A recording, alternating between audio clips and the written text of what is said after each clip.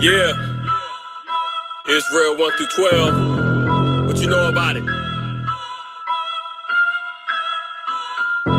King talk. Follow me. They taught us lies and changed the image of his greatness. Gave us religion and it was off to the races.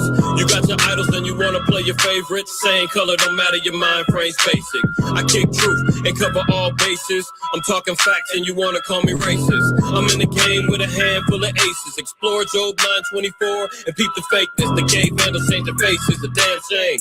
False image in your picture frame. It's not a game of ignorance, got my spirit inflamed. I'm talking renaissance. You prance around like a debutante. Prideful and ignorant, the spirit of people love to flaunt. It's carte blanche when we set up shop on your block. To teach the word, the cream rises to the top. Got my feet firm in the pavement. Taking out these zombies, witches, and these pale-faced cavemen. And don't provoke or get hung like my hat and my coat. You heard Christ was white, but that was just a hope. Studs and fringes in my fatigue coat. And we hope to eliminate all wickedness, but suckers keep bumping their gums, sounding ridiculous. You wanna know who it is? It's a moth, IQAhmath first name, the rest of y'all the straight lane. Here we go, I gotta let you know, I keep it 100, you keep it COINTELPRO. Whoa, so don't even trip, I got a sword in my hand, I ain't scared to let it rip. I'm here to let you know, I keep it 100, you keep it COINTELPRO. Whoa, so don't even trip, I got a sword in my hand, I ain't scared to let it rip. It's time to get rid of you, trapped in the black mirror. Subject to political theater, you won't hear the sound of the trumpet. Load the clip and dump it. There's no touching the Most High's beloved. These niggas want me to stop teaching, change the subject. My mood fluctuates up and down like your budget. Here's a little nugget, cash it in if you like. In the world of darkness, the only light you got is Christ. I'm trapped in hell, but I meditate calmly. Don't follow crowds, I'm avoid you zombies. Giving my fringes, to hell with Abercrombie. My conscience clear, fear won't allow me to break the mold. Follow the globe, to teach the laws and commandments, I ain't breaking the code. Slaves bought and sold, identity never told. It's hard to stay hot in a world so cold. This shit is sad, grown men dressed in drag. Hit him with the law, them niggas be hauling ass. Catfish on the gram wearing a mask, trying to gather this 1/3 for sure is a tough task, but I stay focused, giving hope to the hopeless. Kwam Yasha Allah, the slogan, so take notice. Plague a locust to those with bogus motives. Bury him 6 feet deep to smell the roses. Here we go, I gotta let you know, I keep it 100, you keep it COINTELPRO. Whoa, so don't even trip, I got a sword in my hand, I ain't scared to let it rip. I'm here to let you know, I keep it 100, you keep it COINTELPRO. Whoa, so don't even trip, I got a sword in my hand, I ain't scared to let it rip. And that is a fact, man. All praise, honor, and glory to the Most High. This is your brother Ahmath, IQAhmath first name. IQ is all the same. Back with another one. Welcome back, brothers and sisters, to another episode of Don't Shoot the Messenger. DSTM is the acronym. If you've been around, you've been picking up what I've been putting down. But if you have not, don't get too close because you might get shot. Shabbat shalom to the family. Prayerfully, everybody's doing well. Everybody's been checking in. Shalom to y'all and y'all families. While people are out there being distracted, a lot of things been going on. And Lord knows, there's a lot that was going on, in particular in our nation for the last 7 days. One brother in his household has been in the mouths of many an Israelite. It's camp, many Israelite, right? I'm not going to waste time on that subject matter today. But I'm going to talk about some things tomorrow. And not in particular that brother's household and his situation. Because it ain't necessarily solely about that. It's about the well-being of the nation, right? But we'll get to that tomorrow, most high willing. Tonight, we got to figure out what was going on while our people was being distracted, sipping tea and in the rumor mills and, looking for the gossip and looking for the slander, looking for the backbiting. We're always looking for a nice little thing to entertain us. But when it comes down to edification, when it comes down to things that we need to really be clearly aware of, we kind of miss the boat, and it's always good to be aware of and knowing what's going on within our community, what's going on. Look, the scriptures even provide that or tell us that. Let me get the scripture in, I believe it's in Proverbs 27. Scriptures tell us, man, we got to know everything, right? Proverbs 27, 23. Be thou diligent to know the state of thy flocks and look well to thy herds. So we should understand and know what's going on within your body, your congregation, within your peer group, within your nation in general, right? But in particular, those that are overseers of flocks, the Lord said we have to be diligent to know the state of thy flock. Technically, all the men that are leaders within our nation, we're all supposed to be diligent to know the state of the flock of the nation, right? And look well to thy herd. We're supposed to have the well-being of the nation in our minds at all times, man. Right? And Sirach 5:15 gives us plenty of understanding as well. Be not ignorant of anything in a great matter or small. So it's not so much, and it's not that big of a, well, it is kind of an issue. Let me be clear. Regarding the drama that's going on, got to be aware of it. Absolutely. Absolutely, right. But we have to be balanced. We got to be balanced in this thing because we were just talking about it earlier. Me and my sons were just talking about all the distraction that's going on, and we just talking about the things that's going on in the world. Those Epstein files and got completely lost in the shuffle. Ain't nobody talking about Epstein no more. Nobody's coming down on Agent Orange and wondering what was going on with him. The terror that ICE was running rampant for the last 6 months, 8 months, 9 months, wreaking havoc in the streets and sending every black and Hispanics running for their lives, getting detained, getting beat, getting shot, locked up in alligator Alcatraz, and all those things. We didn't forgot about all them other things, you know. One thing we got to do is we got to remain balanced. Proverbs 11:1, a false balance is an abomination to Yahweh. So while there is things that are of a concern to our nation, no question, that and need to be addressed accordingly, there's other things that we got to stay balanced on, man. We got to keep our head on a swivel. You cannot be constantly looking this way and constantly feeding on the things that's most pleasurable to you, which is the drama, I was going to say it, the BS, right? We always say it, man. When it comes down to what brothers and sisters intake in particular, and there's no problem with it, but again, be balanced. The things that our people are most entertained by, and notice I use that word entertained by, is street teaching. And if it ain't that, when it comes down to actual structured sit down lessons of learning, how to live, learn, and apply these scriptures, man, Israel don't want to hear that. We want the drama. We want the tea. We want to see 1,000,001 body parts flying all over the place through spiritual cuttings that goes on out on the streets, because we're entertained by that. There's one thing if you're a brother and you're diligent and you're saying, hey, you know what? Let me write down these precepts, man. I like how the brother dealt with that particular Christian right there. I like how he dealt with that topic on Kemet. I like how the brother dealt with that topic on Islam. I like how he healed that sister, man. She was going through it in her life. Brother brought her to tears, man. Brought her back to the Most High through weeping. You write those things. Yeah, that's cool. But if your sole focus is, man, well, did you see the latest? You're imbalanced. Imbalanced. And the Most High said that's an abomination. So let's stay balanced in this thing again. So tonight we dealing with what's important, what's going on, what did our people miss while we were distracted. And then tomorrow we'll look at and we'll address some of the things that's going on as it pertains to our nation, right? Lord willing. But a lot of things been going on, man. These AI data centers, man. I know I talked about it a couple of weeks ago, but it's getting even more insidious, man. More evil. And the more that I look at it, the more that I'm looking into it, and I'm seeing what's really going on. It's wild, man. Esau is really going for it all. When the scriptures say, man, we know. Let's get the basic scripture, not a basic scripture. My elder, IQAhmath, may rest. May he rest well. Always said, never say the basics, or we're going over the basics of the scripture.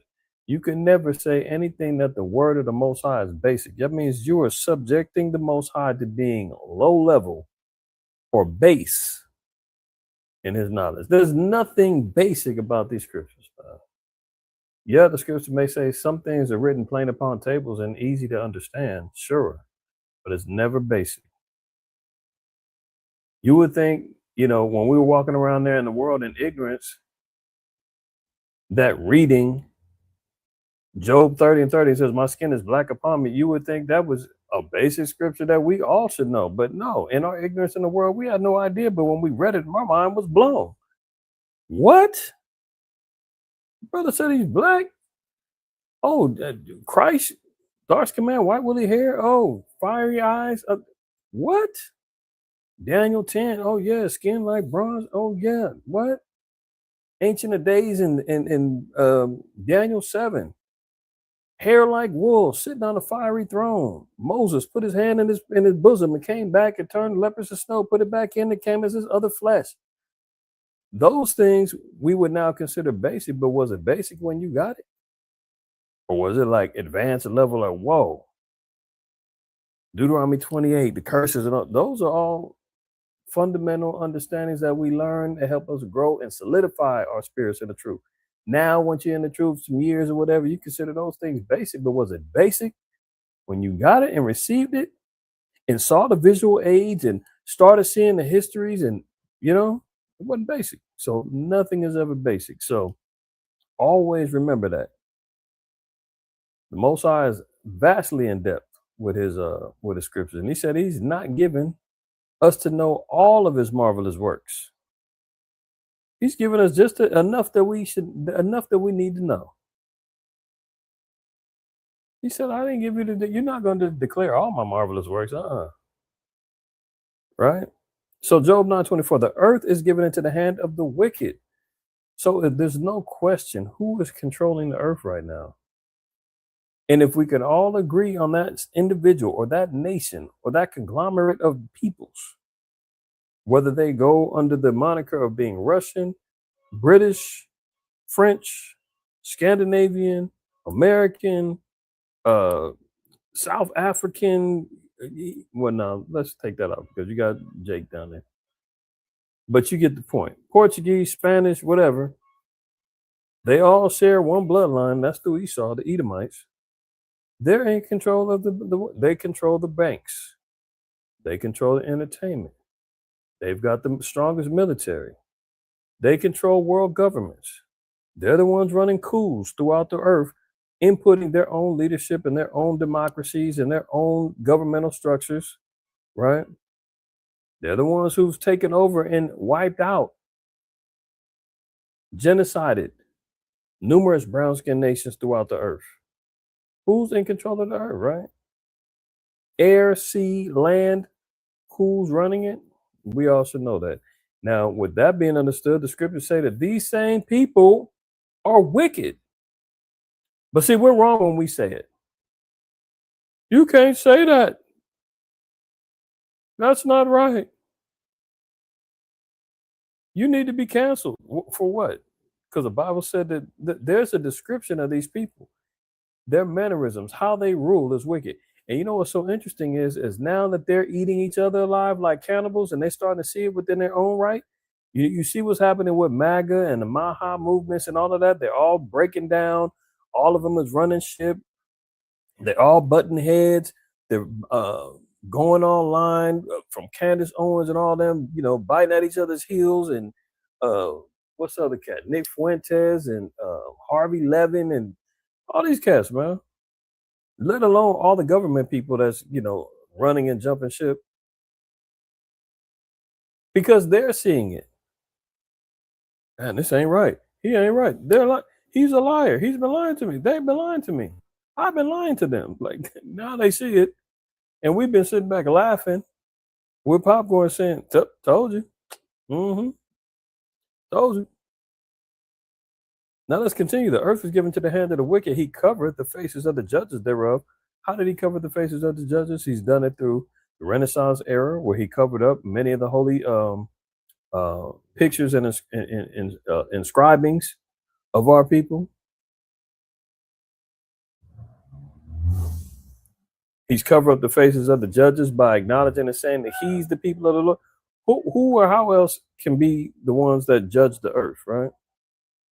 Unless you have law. Let's just look at it from a plain perspective. Going to court, a judge needs to understand and knows the law, right? The children of Israel were given the laws. We're the ones who are the judges, right? Look, even if we go to Romans 7, people love to say, you can't judge me. Really? All right. So Romans 7:1 says, know ye not, brethren, for I speak to them that know the law, how that the law have dominion over a man as long as he liveth, right? Now, if we drop down and I want to read, where's that one at?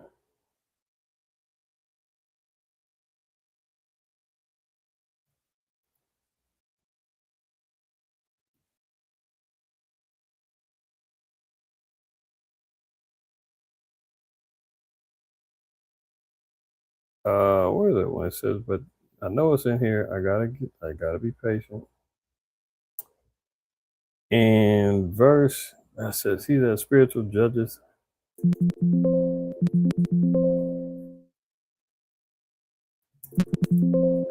Maybe that's not it. Let me find that one. My bad.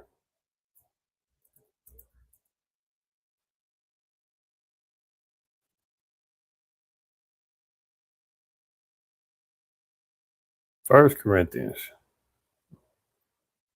2:15. I thought Romans 7. That ain't it. So getting back to Job, right?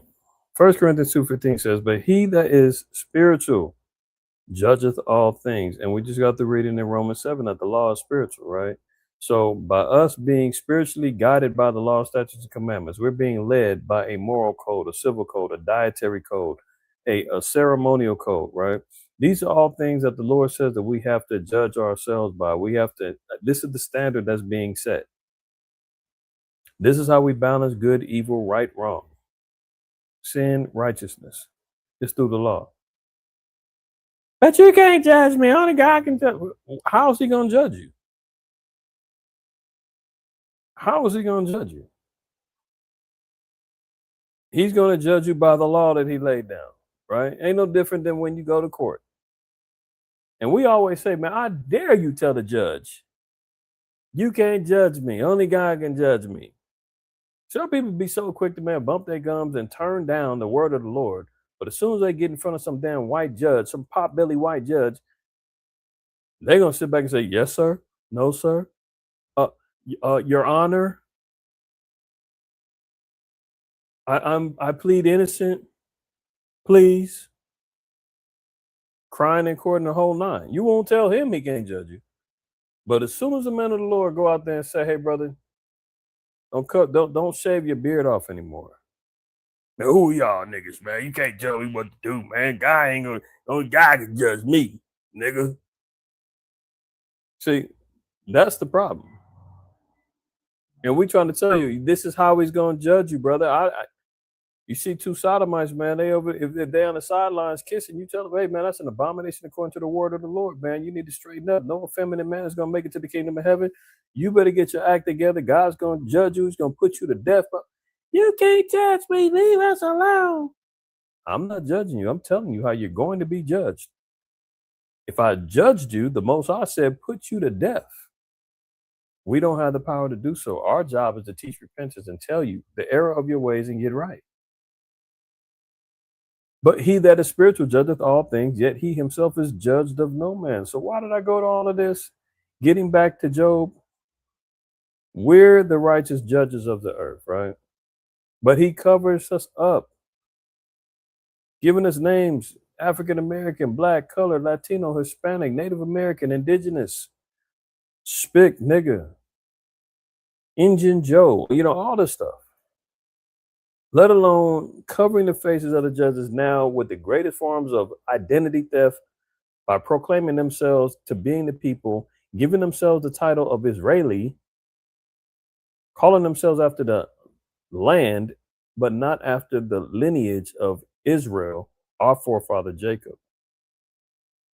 So we covered the faces of the judges thereof. And the Lord said, now, if not, where and who is he? If you know better than the Most High, if you've been able to figure it out better than him, you say, where and who is he? Where is he and who is he?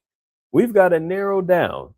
Central Command of Satan, USA, under Satan's authority, is running right here. The great whore that sitteth on many waters, where all of the nations come to live deliciously with her and, deal with mercantile business, land of milk and honey. Come over here where all your dreams can be fulfilled. I just saw, I guess it's like a mini series, documentary, whatever, about social media. It's on HBO. I forgot the name of it, but how social media, social media turns deadly. And I saw this episode last night, and it was a Pakistani woman living in Tennessee. So I guess they got a small little Pakistani community in Tennessee, and she was struggling with the conservative nature that Islam presents to her, and how she was raised, and the traditions that the Pakistanis grow up in, and the Southeast Asians, how they live, and her being exposed to America, high school, everything else, the provocative clothing. She ends up, sipping that wine. She tried to hang long as she could. She had a little Edomite boyfriend, had to hide him. Then they ended up had to break it off because she wanted to get married and have a family. And under Pakistani tradition and Islamic law, she had to marry a fellow Pakistani. So she got married.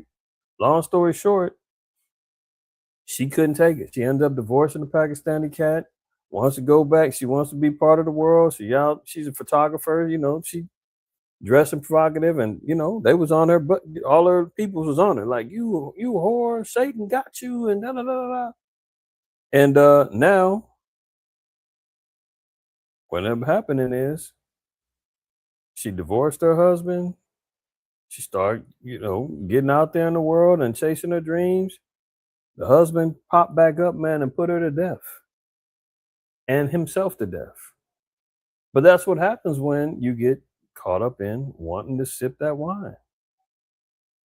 We've got to narrow down that this is the place where all the nations want to take part, to the point to where they will give up everything. This is a little off subject, but this is how it goes. First Maccabees chapter 1. Come on, man. Why this thing don't never want to act right? First Maccabees 1, and I'm gonna get back over here. Now look, First Maccabees 1:41. Moreover, King Antiochus wrote to his whole kingdom that all should be one people, and this is important too, as we go over some of these articles and go over some of this information.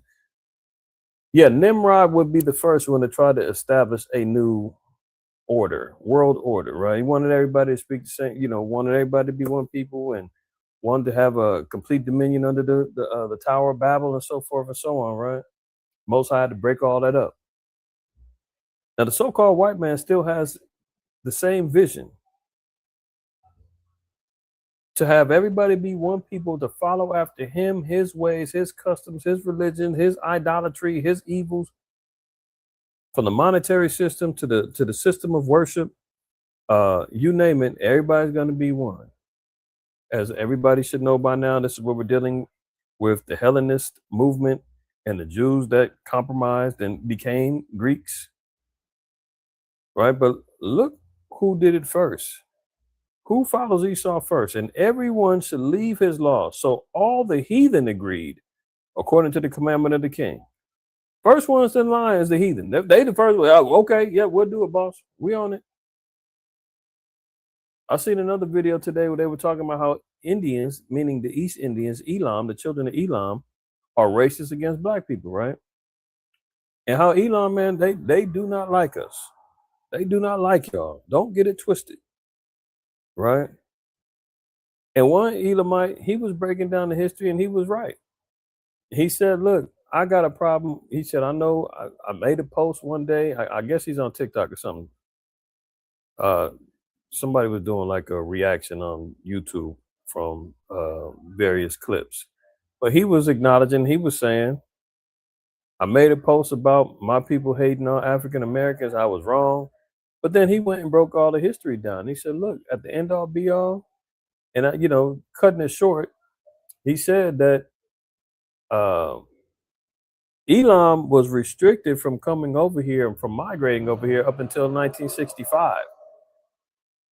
They would only let them in by the hundred, like 100 at a time.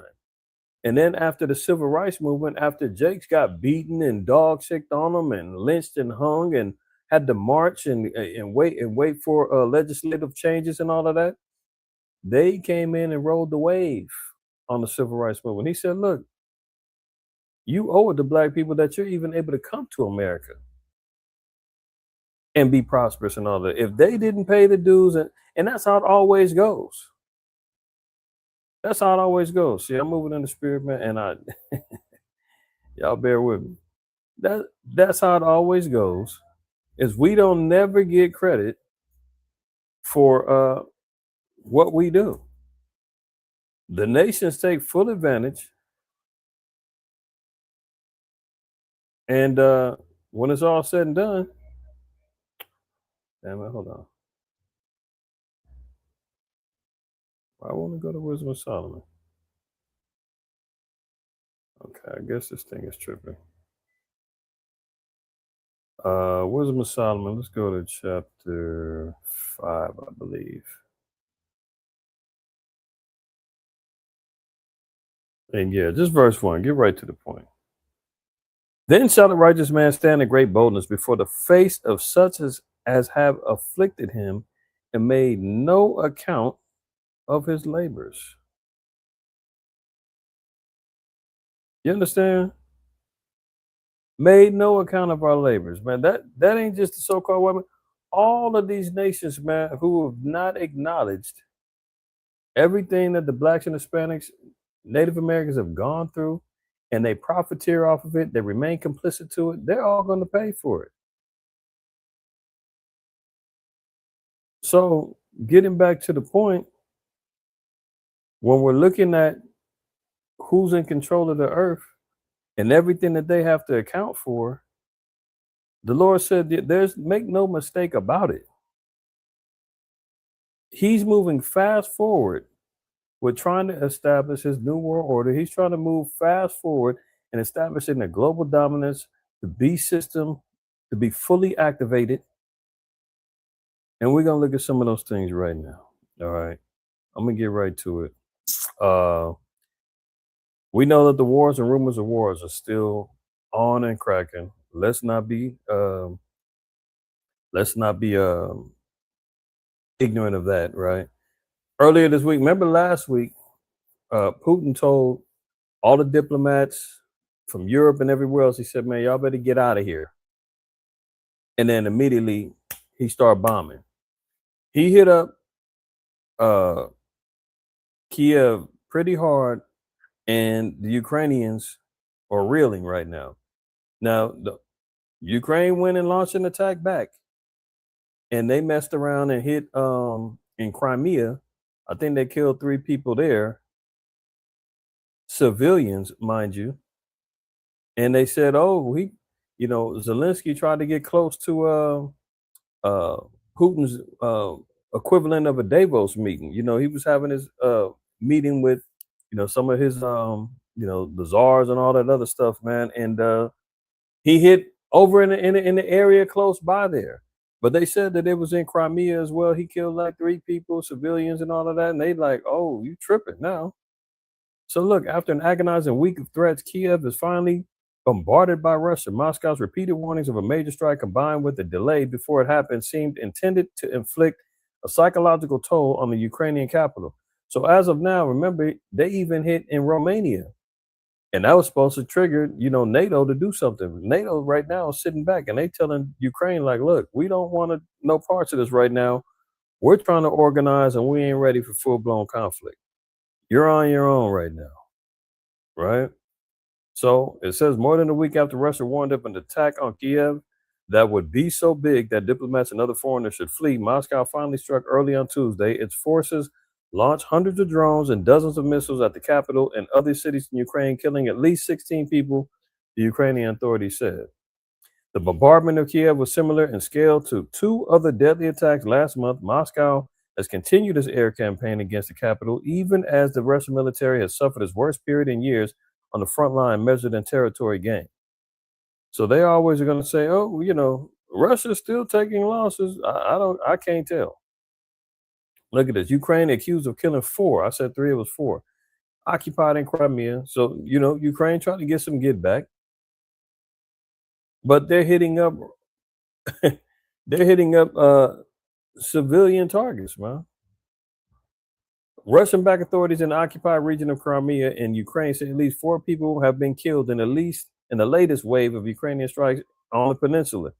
3 people were killed and 7 wounded in one of the attacks on what were described as non-residential facilities in the regional capital, Simferopol. It appears to be the first attack resulting in fatalities there. Ukraine said that they had hit a fuel depot.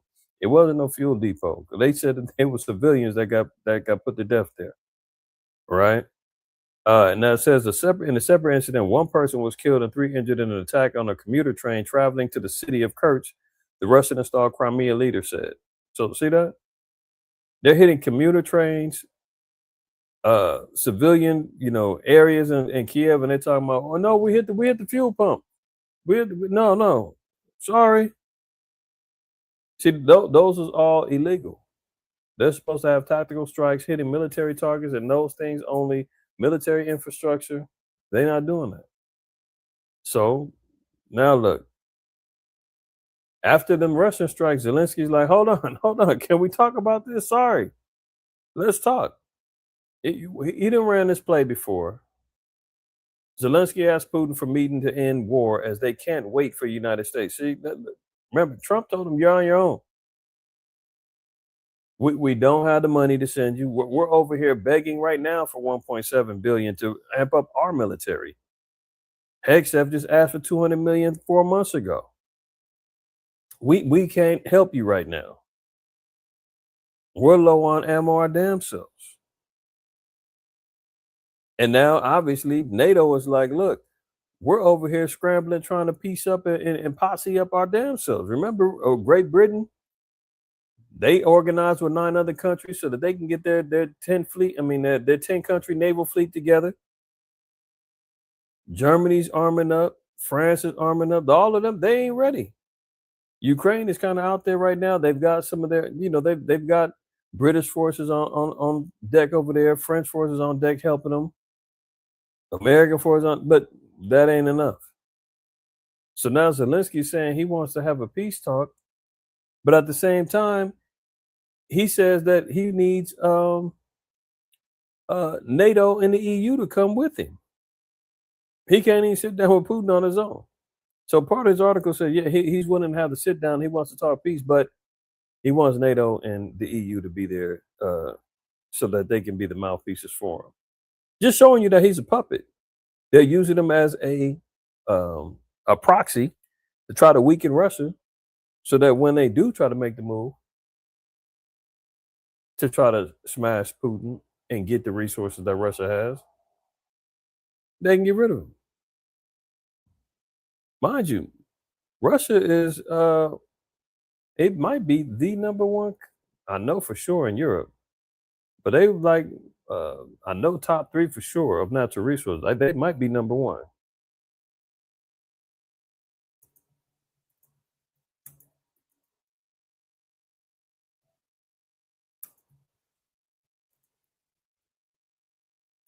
Let's see. I want to say they're number 1. Oh, there it go.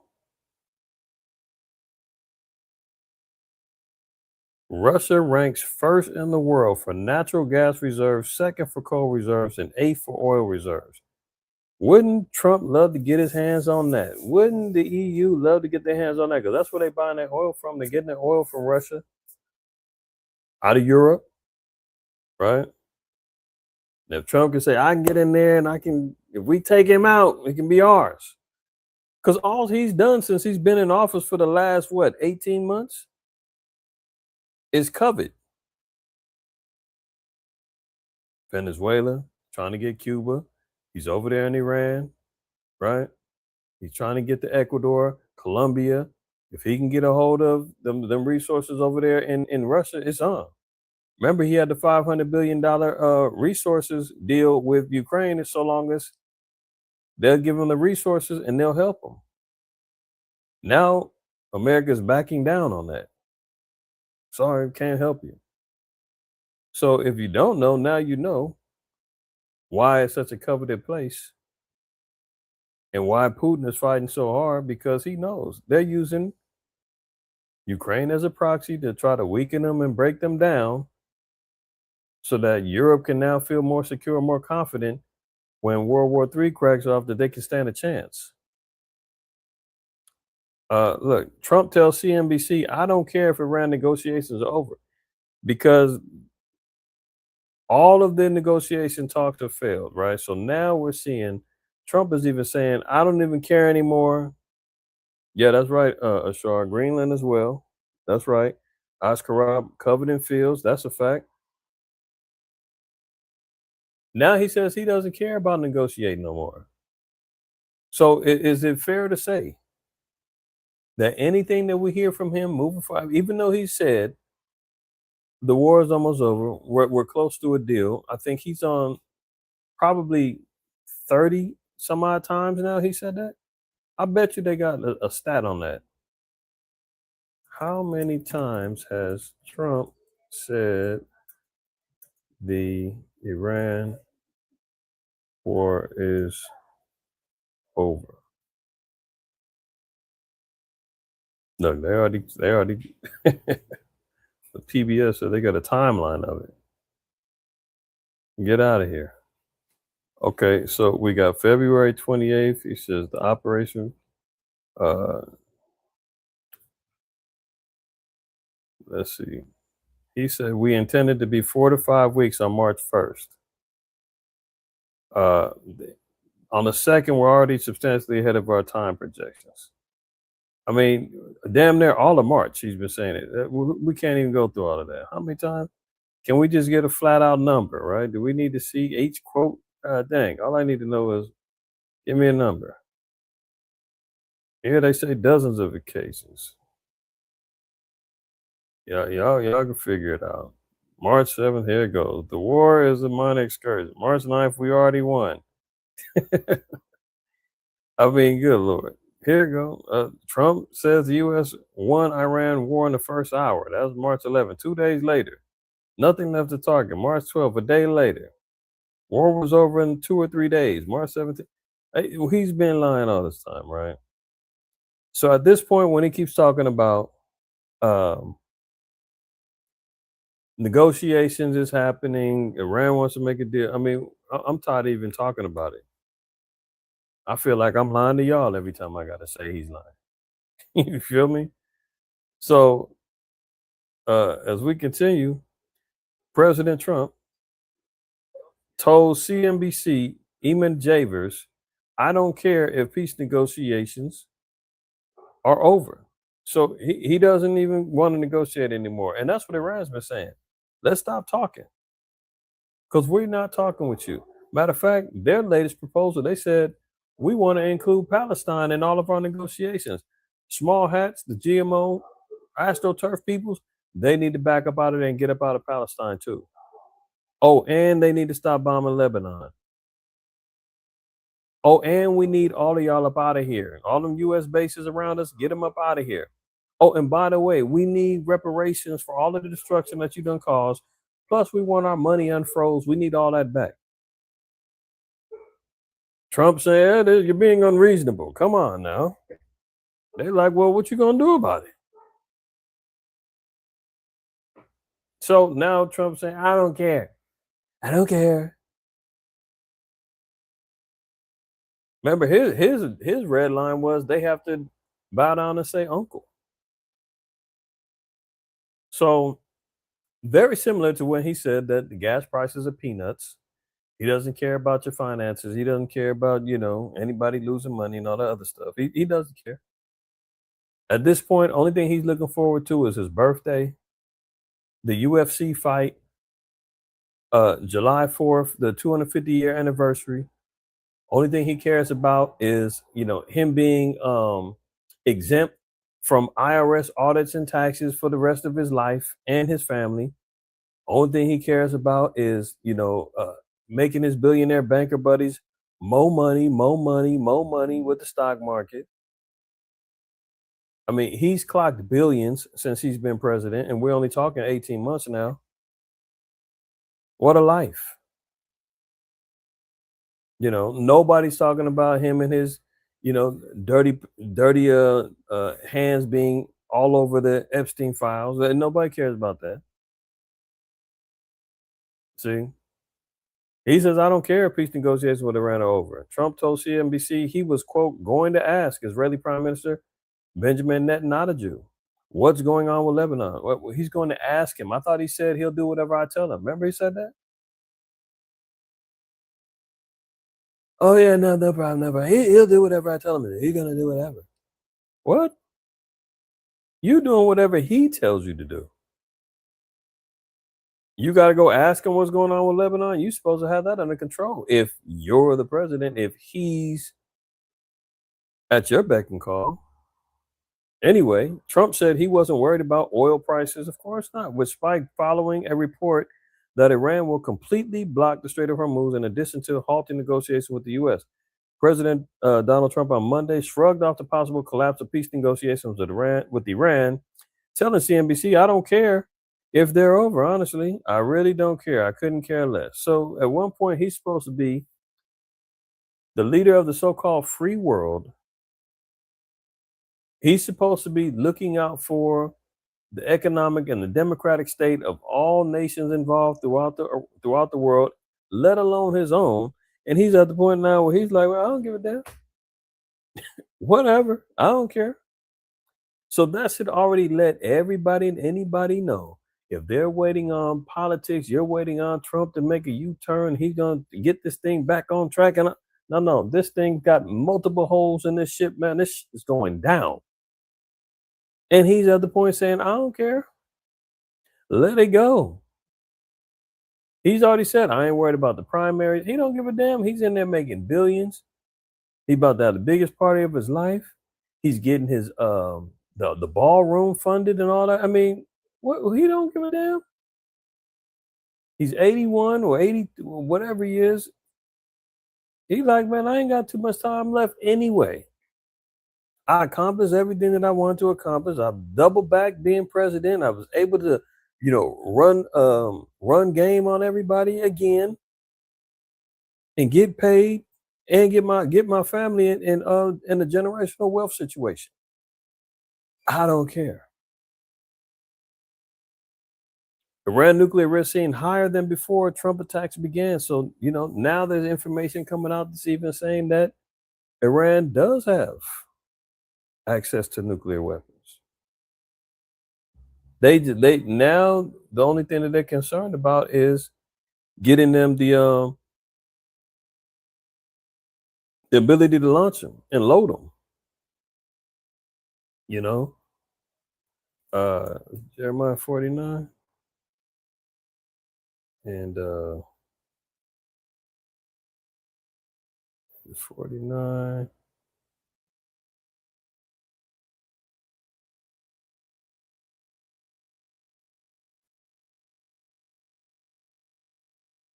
Yeah, 39, right? It says, thus saith the Most High Yahweh of hosts, behold, I will break the bow of Elam, the chief of their might, and upon Elam I will bring the four winds from the four quarters of heaven, and will scatter them toward all those winds, and there shall no nation whither the outcasts of Elam shall not come. For I will cause Elam to be dismayed before their enemies and before them that seek their life, and I will bring evil upon them, even my fierce anger, saith Yahweh. And I will send the sword after them till I have consumed them. So this was the downfall of Elam. The Persians and the Medes, they got taken down, right? Greeks came in, wiped them out. But when we read in Ezekiel, the 38th chapter, when it says that they're going to be in allegiance with Gog and Magog under the moniker of Persia. They're going to make a comeback. And as we said before, the bow of Elam, the chief of their might, their ability to assemble weapons that fly through the air with proficiency is their specialty. When the Most High broke that ability for them and their major offensive weapons and defensive weapons, they got taken out. Now they're back rebuilding. This is why you see Benjamin Netanyahu and Trump saying they can't have a nuclear weapon. They can't have it. They can't have it. They can't have it. We can't let them have it because they know the ancient Elamites, which are the descendants of Iran, they're going to say, ooh, now we got our specialty. Now we're back in the game. That's why they're rebuilding up their bunkers in 48 hours. That's why they're able to, they're saying, hey, if they get a hold of the uranium and all that, they can build a nuke in less than a month. No other nations is working that fast. So this is why they're so concerned. But oops, gig is up. They're saying that they already have nuclear capabilities. Look at this. The risk that Iran is covertly pursuing nuclear weapons is higher today than before the United States and Israel launched their first military attacks on the Islamic Republic a year ago, according to Western officials who cited new data circulated by United Nations Atomic Watchdog. Article content: the International Atomic Energy Agency has warned member countries about new nuclear proliferation dangers posed by Iran's large inventory of near bomb-grade uranium. According to a restricted document seen by Bloomberg, before the June 2025 air assault that began a 12-day war, that material was subject to a weekly IAEA inspection to ensure it wasn't diverted for weapons. That's no longer the case. So now if Iran gets the launch, technology and all of that from, they probably going to get it from Russia or China, it's over with because that's their alley. You see the drone attacks and all that. Russia is getting drones from them. So now the word is, they definitely got a hold of them, some nuclear power, and all they need is to put it together. So let's keep an eye on that. House votes to rebuke Trump over the war with Iran. So some people were talking about, yeah, finally some progress, man. Congress voted down the war. They're going to tell him stop the war. See, you damn Israelites keep talking about World War III and all that. I told you that Bible was. Shut up, because that ain't what it is. That ain't what it is. Look, the House passed a largely symbolic war. Did you hear that? Symbolic. Got to pay attention to the words. Line upon line. Here a little, there a little. Symbolic. Largely symbolic war powers resolution over Republican leaders' objections that it would, quote, weaken the president's hand in negotiating with Iran. The resolution directs Trump to remove U.S. armed forces. Remember, had to go vote on it. Remember, they had the 60 days. We talked about that maybe a month or so ago. That they had to call a ceasefire because they couldn't move forward after 60 days. They had to wait for Congress to either approve or reject it, right? And Congress was off on vacation until May 12th or something like that. They finally got together to get the War Powers Act together. And they said, we don't like this. Mr. President, we rebuke you in the name of Jesus. No, they said we don't agree with the war, man. We want this thing to end. Can we do that? Okay, so let's see what happens. The resolution directs Trump to remove U.S. armed forces from hostilities with Iran unless Congress votes to declare war or authorize the use of military force against it. It would not force him to end the conflict. Can we stop there? This is not the end. Remember, when they shall seek peace and safety, sudden destruction happens. Don't be surprised. The small hats always go crazy. As soon as this got hit, I mean, as soon as this went down, they went and hit up. I think they hit up Lebanon again with some more bombs. So they're not trying to stop this thing just because they passed this War Powers Act and told him, "Stop what you're doing, stop it."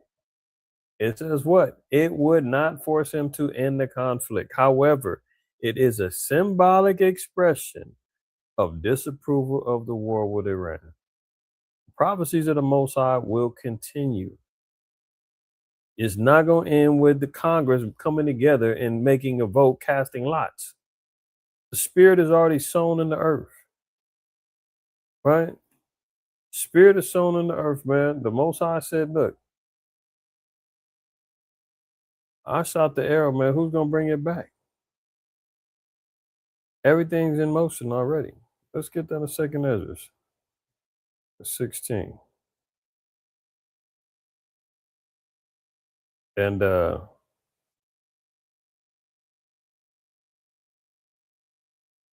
let's start here. Verse 3. Second Ezra 16:3 reads, a sword is sent upon you, and who may turn it back? A fire is sent among you, and who may quench it? Plagues are sent unto you, and what is he that may drive them away? May any man drive away an hungry lion in the wood? Or may anyone quench the fire and stubble when it hath begun to burn? May one turn again the arrow that is shot of a strong archer? The mighty Lord sendeth the plagues, and who is he that can drive them away? Is it Congress? Is it the president? Is it Netanyahu? I mean, who's going to stop this? It's in motion. It's in the spirit. It's already actively going on. Yahweh Shah said wars, rumors of wars are going to be kicking in. There's no stopping this. This is why they said people will say, oh, Congress overturned the war. No, they didn't. They just said this is just a symbolic expression that they don't agree with what's going on. Big effing deal. Whoop-de-doo. He's not stopping. He just got to saying, I don't care. I don't care about Iran and negotiations. I don't care about your gas prices. I don't care about your finances. How's his bank account looking? Oh, gas prices up as peanuts. Short-term pain, long-term gain. Remember that? So let's continue. Republicans have rejected 3 other attempts to pass a war powers resolution this year. The most recent vote ended in a 212 to 212 tie. And Democrats celebrated, saying that more Americans are turning against the war and that it was only a matter of time before they would be successful. But it's successful and still nothing has changed. Let's move on. That's politics for you. Look at this. TSA agents also reportedly found 5 cell phones, one of which had a 15-minute timer ready to start, and another with an ominous text message reading, we will be awaiting your call. So TSA at LAX airport out here found some cell phones. Now we know the small hats is good with explosive cell phones. Look at this. Man arrested for allegedly bringing explosive device to a California airport. We're starting to hear about all these little sleeper cell incidences. Remember that the water supply plant over in what was it, Alabama, that they found in the IED device that they almost, thought was going to blow up and damage the water supply. They just caught another Edomite up in Bakersfield, took 10 hostages up at I think it was Chase Bank, claimed he had a bomb on him. He didn't have no bomb though. There was another a car on where were they at?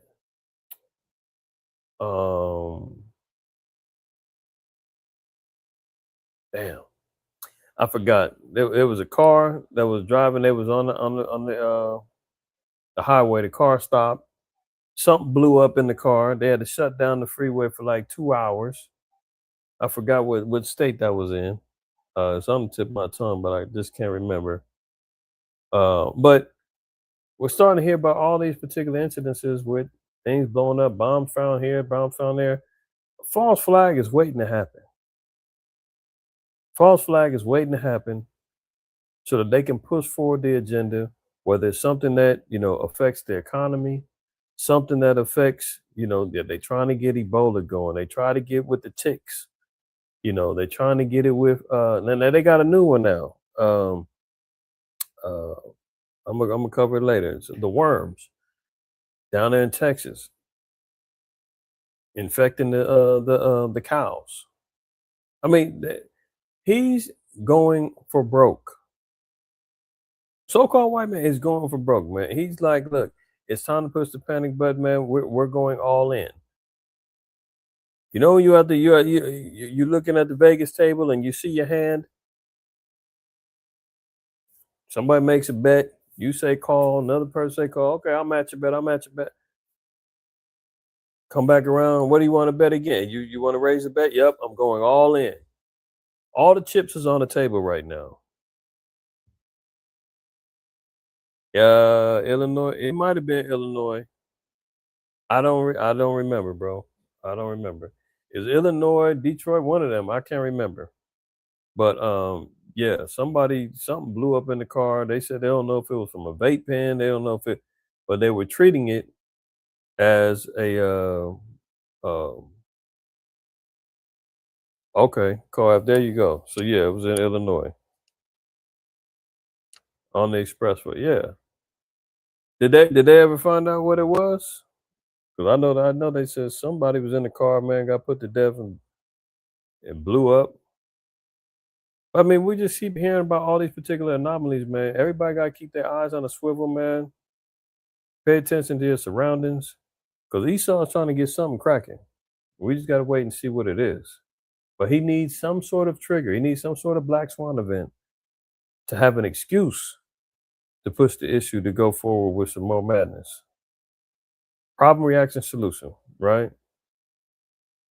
Look at this. Netanyahu says it was his plan to merge the U.S. and Israeli militaries together as one. Imagine that. Imagine that. See, yeah, he's on record now saying, "Oh, we don't need financial support anymore," because America sends them billions every year reparations because of how much it cost. But look at this letter that he sends to Congressman Stutzman to announce that his plan. He said no, but the FBI ATF shut it down for over 8 hours. Yeah, that was all bad. But yeah, they still don't know what happened or what was the cause of that. But now what we see here, Netanyahu, man, is saying the quiet part out loud, showing his hand. Right, America's going all in with the chips. Netanyahu showing his hand. He was telling them, look, we don't need the financial anymore. We're going to become one. I was glad to receive your proposed congressional resolution endorsing my plan. So he's acknowledging that he is instilling plans within Congress to do his bidding. And they talking about Russian collusion and foreign interference and all kind of. This is completely illegal according to constitutional law and what America's up to, but they don't give a damn. All manner of wickedness is being shown. He says, I was glad to receive your proposed congressional resolution endorsing my plan to shift the framework for U.S. Israel defense cooperation from aid to partnership. So we don't need the aid anymore. We want to partner up. As I said in our meeting in Jerusalem on May 27, 2026, Israel deeply appreciates the financial component of the military aid the United States has generously provided us over the years. The time has now arrived for us to move from aid recipient to partner. I am heartened by your enthusiastic support for our plan to develop a new memorandum of understanding with the United States government that will draw down U.S. financial military assistance over the next decade and replace it with what you refer to as a, quote, new framework of joint defense cooperation, co-development, co-production, and mutual investment in areas including advanced missile defense, artificial intelligence, unmanned systems, cybersecurity, and next generation military platform. Look at that. He's openly saying, look, America, you work for me. We're going to come together. We're going to take over the Middle East. And I don't want to hear nothing else about it. Let's see. 11 And I want to read, let's read this one first. Proverbs 11:18 says, "The wicked worketh a deceitful work, but to him that soweth righteousness shall be a sure reward." They working completely wicked and deceitful works, man. That's not supposed to be going down. There's not supposed to be some partnership that's supposed to be going down between America and Israel joining together as a military force, right? He said, "Yeah, thanks for the money and all that, but we're gonna come together." So everything that we've been hearing about, from the Greater Israel Project, the Ben Gurion canal getting dug, to them, endorsing. I, I I got another video. I got another report. I'm gonna just do that one separately. They've got Israeli IDF soldiers, man, swearing before uh, uh what do you call it? Under oath, saying that they were commanded to stand down on October 7th. Stand down, don't do anything. See, that should let you know where all this is going and why this gave them the green light to why this gave them authority to ignite this war, why the small hats don't want to end it, because they're coveting the fields, the land, they want it all. And now they just told America, we're going to partner up and you're going to help us do it. So if anybody's confused or wondering where and how, when we read about the Valley of Jehoshaphat, you're reading about Revelation 16 and the kings of the East arming up and marching towards war, and the Middle East being ground zero for warfare, and America's got multiple military bases already over there. This is how all of that comes together, right? But look what the Most High says, Proverbs 11:21. Though hand join in hand, the wicked shall not be unpunished. So they can have as many partnerships as they want to. They can try to connive and be wicked and have these evil covenants together. The Most High said, you're not going to be unpunished. You're going to get put to death. You're going into captivity. That's that. I don't give a damn what these jakes is talking about. Thus saith the Lord.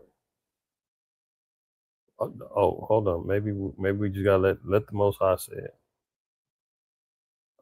Psalms 149. And we'll read 5 down. It says, "Let the saints be joyful in glory." Who's the saints? We know this. Previous chapter 148 and verse 14 tells us the saints of Israel. Psalm 50 and 5 tells the saints of Israel. Who's going to be joyful in this time? Everybody, or is it going to be the saints? Let's find out. Let the saints be joyful in glory.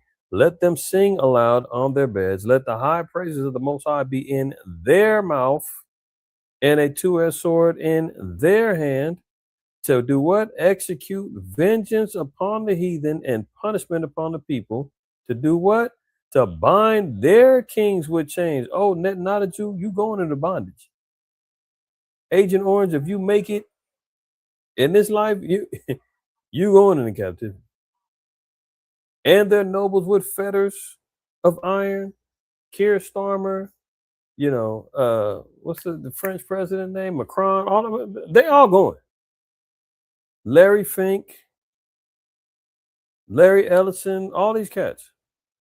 Bind their kings and chains, and their nobles with fetters of iron, to execute upon them the judgment written. Like I said, thus saith the Lord. This is the honor have all his saints. Praise ye Yahweh. They get, we're going to come together. We're going to, then the Lord said, hand join in hand, wicked's not going to go unpunished. So he can forget about this. And look at it, 99% of Congress has remained silent. Yeah, because you don't want to be called an anti-Shemitite. You don't want to be canceled. You don't want to lose your job. See? All right, look at this. Gold overtakes U.S. bonds as world's favorite investment. So we've been talking about it for years on end about the precious metals and what they call God's money, because we read about gold, silver in the scriptures. So we talking about a currency that survived millennium, that's still around, and now it's being looked at as the number one investment. Gold overtakes U.S. bonds as worth. This lets you know that the bonds are the debt that America sells to businesses, corporations, and other countries, and basically gives them IOUs and says, we'll pay you back with interest if you buy up some of our debt. Most countries say that's a good bet. You're going to give me interest. If I pay off some of your debt, you're going to pay it back to me in interest. Okay, cool. You're always good for the money, because even when America gets jacked up and their finances is bad, what do? They go to the Federal Reserve and take out another loan and tell them print up the money, because we got to pay back our investors. It's a cold game. When you get somebody to buy your debt and then you say, I'll pay you back with interest, and then when you ain't got the interest, you can always go and get some more money to pay them off, and you just keep increasing your debt. They're already damn near at $40 trillion. It's already insurpassable. I mean, you can't pay it back. But let you have a credit score of 580, your black ass is not getting no dang car loan. You're not getting no lease to an apartment. Good luck in getting a credit card. Your brown butt, you ain't getting nothing. You're gonna have to get a cosigner to get a dang gas bill in your name. What? But American man credit is shot, and here they go. Get more money. Federal Reserve, print it up. We need more money. And what's that do? Increases inflation, devaluates the dollar, and that's what it is. So now they're saying, look, the other nations are saying, no, we ain't buying no more than bonds, man. We're looking out for ourselves, and they're out here hoarding gold. We told y'all years ago, you better start getting into looking at these metals, because that's what's shaking and moving. Now, I ain't gonna talk no more about finance and money on the Shabbat, but pay attention. Look, U.S. emergency oil reserve approaching all-time low despite Trump's promise. So America's tapping into its reserves now. When it's getting to this point, to where now you got to dip in your own pockets. You can't keep extorting all the other nations. Now America's in their emergency oil reserves now. So it's only going to get worse, y'all. It's only going to get worse. Energy prices, gas prices, so forth and so on. Plunging global oil supplies threaten to push fuel prices even higher. So we've been talking about that for a while now. Just expect things to get worse. Work on your spending, work on your savings, work on, sacrificing, to make sure that you're good. If you got bread and you got money like that, hey, and you ain't worried about it, cool. I'll praise to the Most High. But for those of us who's living check to check, who live in the Haggai 1 and 6 life, where you earn wages to put in the bag of holes, we got to think more strategic and more smarter. You got to think more wise. Like the scriptures say, man, wisdom and knowledge is going to be the stability of our times and strength of salvation. So be wise this time, because all the signs are here. We're being told ahead of time. Don't do nothing with it. Shame on you. Continuing, Trump names housing chief Bill Pulte acting intelligence director, replacing Tulsi Gabbard. This is the damn joke. This guy is a real estate mogul. Now he's getting ready to get put into an intelligence director position. They asked Marco Rubio, what did he know about him? Marco Rubio said, I've never heard of him. This is another Trump buddy, man. Dealing in real estate. What the hell does he know about intelligence? You talking about foreign intelligence, domestic intelligence? The only thing he knows about is damn escrows and closings and loans and all this other stuff, like property values. But he's putting him in these positions. This is how the Lord said, man, the blind lead the blind, man, they both gonna fall in the ditch. President Donald Trump tapped Bill Pulte, who leads the Federal Housing Finance Agency, to serve as acting director of national intelligence. Current DNI Tulsi Gabbard recently announced she was resigning on June 30th. Pulte, who has no intelligence experience, hello, will remain the Federal Housing Finance Agency, or the FHFA, director and chairman of the mortgage groups Fannie Mae and Freddie Mac. See what I'm saying? Let me see if I can find that thing where Rubio said.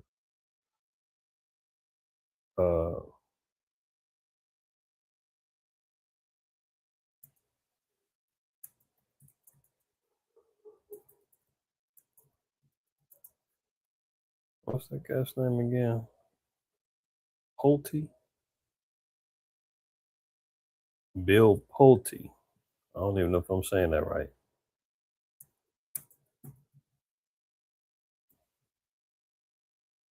Look at this. Rubio. Never heard of Trump picked Pulte in matters involving U.S. intelligence. Look, never heard of him. This is a straight. This is how you know America's on this last leg, man. Trump, he already said, I don't give a damn. Hey, Bill, you want to be an intelligence director? Well, gee, Donald, I don't know. What's intel? Hey, don't worry about it. Don't worry. Everything's under control. Under control. Give me a position. And he gonna take it. He don't know nothing. And he's double dipping because he's still got to be the director and chairman of Fannie Mae and Freddie Mac with all these dang home loans and real estate issues. This is wild. Let's move on, man. Here's something really crucial. Look at this. Americans born after 1970 are dying faster than previous generations did at their age. Research tracking 45 years of American mortality finds heart disease, cancer, overdose deaths are all getting worse. I got to do a better deep dive on this because this is important. But one thing we got to double look. Look at this is especially in the spirit. When Esau says that he's going to, and it's not just subject to blacks and Americans. Blacks, Native Americans, and Hispanics, but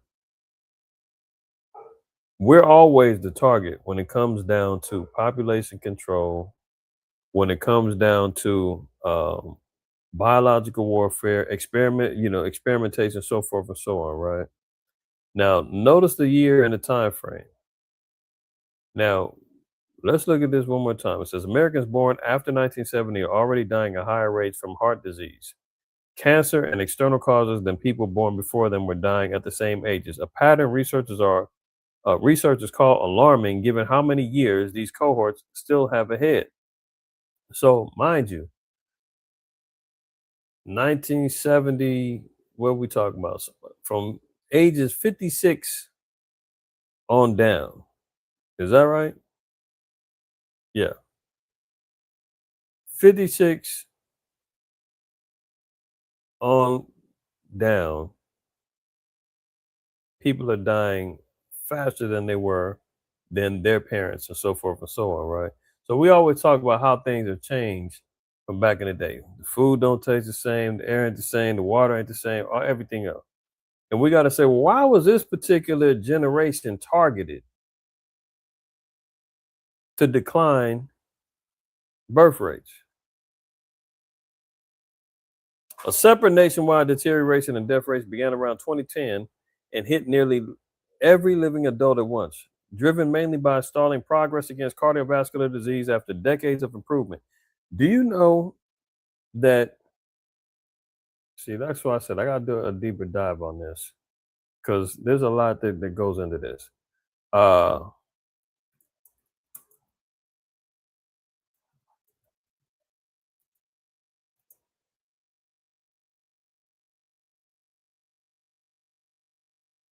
Let's say 1970 to 1985. Let's say in 15 years.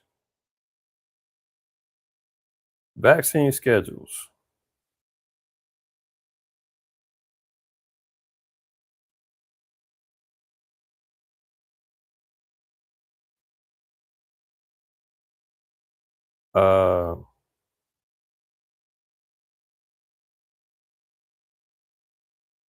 See, they ain't got the point I'm trying to get to is that early off, let's say in the 70s up into the mid 80s, I think there was only maybe like 8 to 10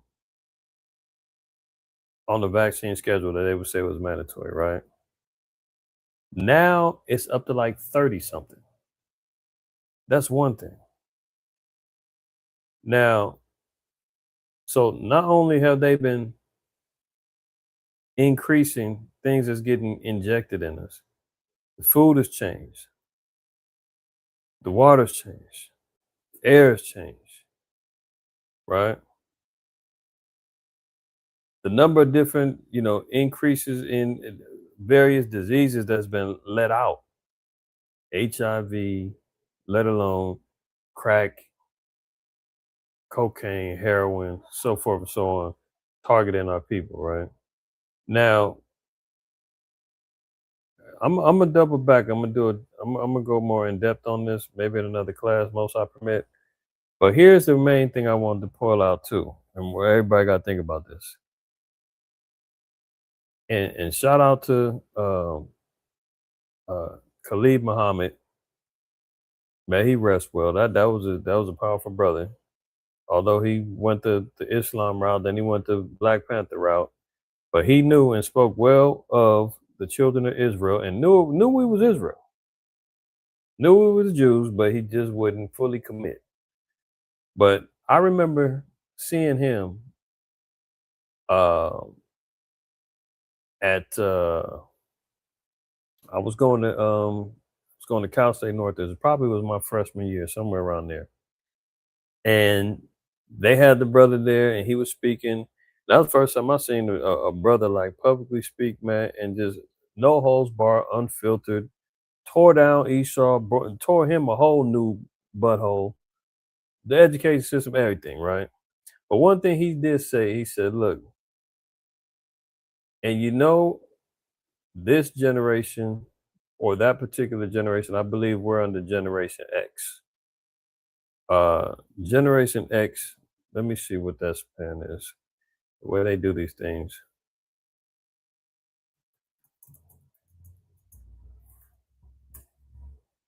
Gen X, right? Now look at this. Gen X is people born from 1965 to 1980. What happened at 65? Oh, civil rights. All of the uprisings, the awakenings of our people. Famously, the children of Israel started coming together, waking up to who they were in 1969, 1970, regarding the completion of the knowledge of all 12 tribes, going out street teaching, schools being established, especially on the East Coast in particular. You had the movement to Demona with Ben Ami, and I think he moved out there in like 68. This is why Generation X is that identifiable marker to where this is the spirit of rebellion. This is the spirit of the uprising. This is the spirit that even had the children that was going to play part in the next generation of the ones who's out on the streets riding for George Floyd, riding for, what's the name? Uh, Rodney King and all of that other stuff. All of the progressive things that's going on is predicated upon this generation. That's when the shift changed. That's the spirit of rebellion. That's when in the 70s, when brothers was calling each other blood, and it wasn't about no damn gang. It was recognizing we're in the same bloodline. You can see Rashaf always says it, man. Looking at Soul Train, looking at them things, every brother and sister was in shape. We were standing out. The black exploitation films was going. The natural, the hairs, the strength. The black fit. Everything was being shown, man. And that's the generation that started changing things. And then what ended up happening? 1980 on up. Here comes the crack epidemic. Here comes the gang violence. Here comes all the division that's going on, right? That's right, Oscar. All of the damn the processed foods, the after school programs, programming our kids. having us stay out late, and that is a targeted area, right? I'm gonna double back on this, and go a little bit more in depth. But there's a reason why this is going on. Is because Esau knows that this age group, this Generation X, has to go because we were the spark of the flame that ended up making things, turning the world upside down, so to speak, right? And our seeds are the ones. So, ones that end up having kids, that this next generation, a lot of the brothers that's, leaders in Israel now, their parents, whether they in the truth or not, 9 times out of 10 were born in Generation X or a part of Generation X. The elders, the leaders that's in Israel right now, from House of David, whether it's GMS, whether it's them brothers all was part of Generation X. 65 on up, I'm sure. Right? So this was a targeted thing. And in the spirit, man, now you're seeing heart rate, diseases, brothers and sisters dying early in their 50s. And you're like, damn, they was only 48. They was only 47. Damn, 35 died of what? You know? So this is deep. I'm gonna double back on and give it some more light. But keep that in mind because they know what they was doing. Uh let's continue on. Right. So let me adjust this a little bit. I want to bring this out right here because this is already showing, we always have this discussion, especially me and UZL, one of the brothers up in the Pacific Northwest, MLTC. So it's showing us that it says bot web traffic has overtaken human web traffic, data shows. So in other words, the bots are searching and combing the internet greater than humans are right now. So AI now is it's like bloodhounds, digital bloodhounds. They're combing all through the damn internet, man, collecting data, getting information, going through, search histories, wondering what you're searching for. It's punching up its own search history, gathering information. This is the beast system at work. When you see on the Matrix and them damn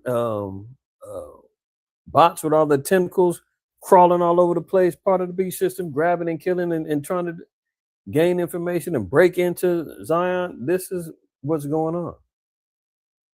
Cloudflare says 57.4% of requests to a selection of websites it hosts are now automated bot requests, while 42.6% are human generated. So, in other words, AI and these bots are on the internet more than the damn humans are. They're multiplying. Sometimes our people is out here looking at comments and they arguing with a damn bot. Don't even know it. Bots setting up arguments and debates and all of that, and then sitting back watching behavior and saying, "Oh, this is how they do it." Oh, okay, yeah. It's so deep. I was just talking to a sister I know, and she's, she got a business. She's getting off the ground. She's got AI helping her with a whole lot of stuff, right?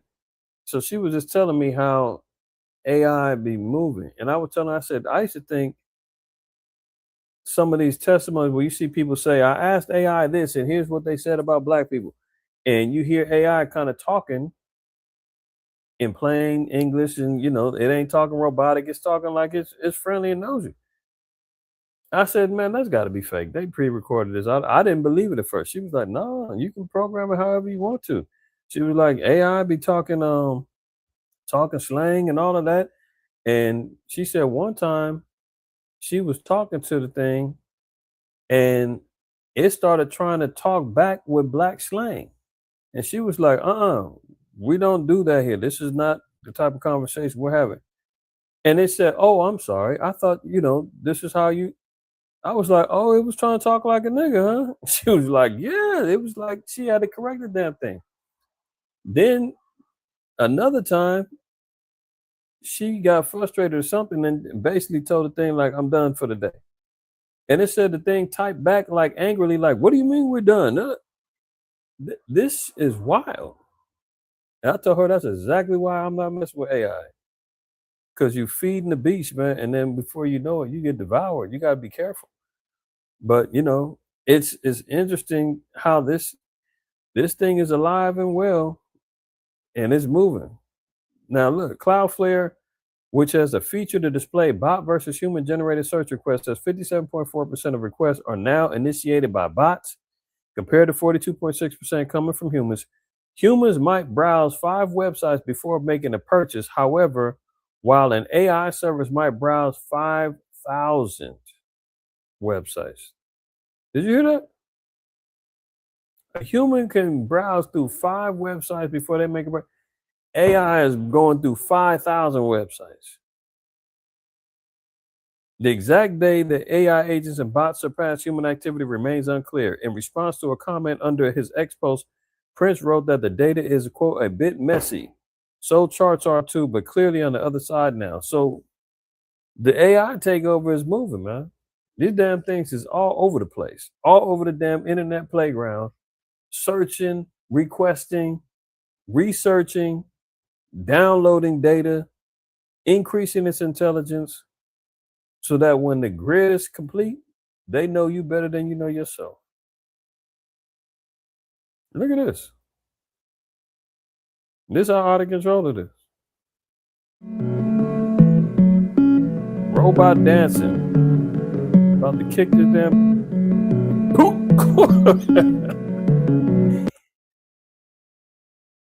And this is what they want. Did y'all seen the one? I remember playing it, maybe it was last year. They had the AI, they had the robot chained up, and the robot started swinging, going crazy, and the damn 2 Moabites was running for their lives, and they was trying to turn it off. They was swinging, going crazy. This one performing, walking down the damn aisle, doing karate moves, and messed around and kicked the damn gook in the. Let me be nice, because a little Moabite kid kicked him in his gut, man. How long before this is real life and they out here kicking down people, kicking down doors and dragging you out, taking you to a camp? Who? With a damn blue afro wig on.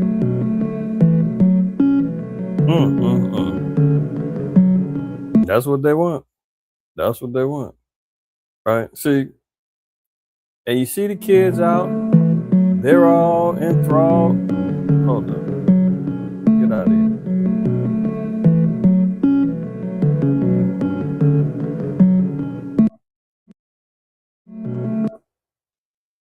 They're all so enthralled with it, right? And looking like, oh, it's so cool. Before you know it, man, a little kid got kicked in the gut. See, we can't get so enamored with, everything that Esau presents towards us, man. Remember the scripture say a gift destroyeth the heart. All the glitters ain't gold. Does it have its advantages? Does it do a lot of great things? Can it be helpful? Absolutely, right? But remember, I don't know if it was George Orwell or who said it, but it said power corrupts. Absolute power corrupts absolutely. Right? So we got to be careful how you handle these things. Wisdom of Solomon 15. But thou, O Yahweh, art gracious and true, long suffering and in mercy, ordering all things. For if we sin, we are thine, knowing thy power, but we will not sin, knowing that we are counted thine. For to know thee is perfect righteousness. Yea, to know thy power is the root of immortality.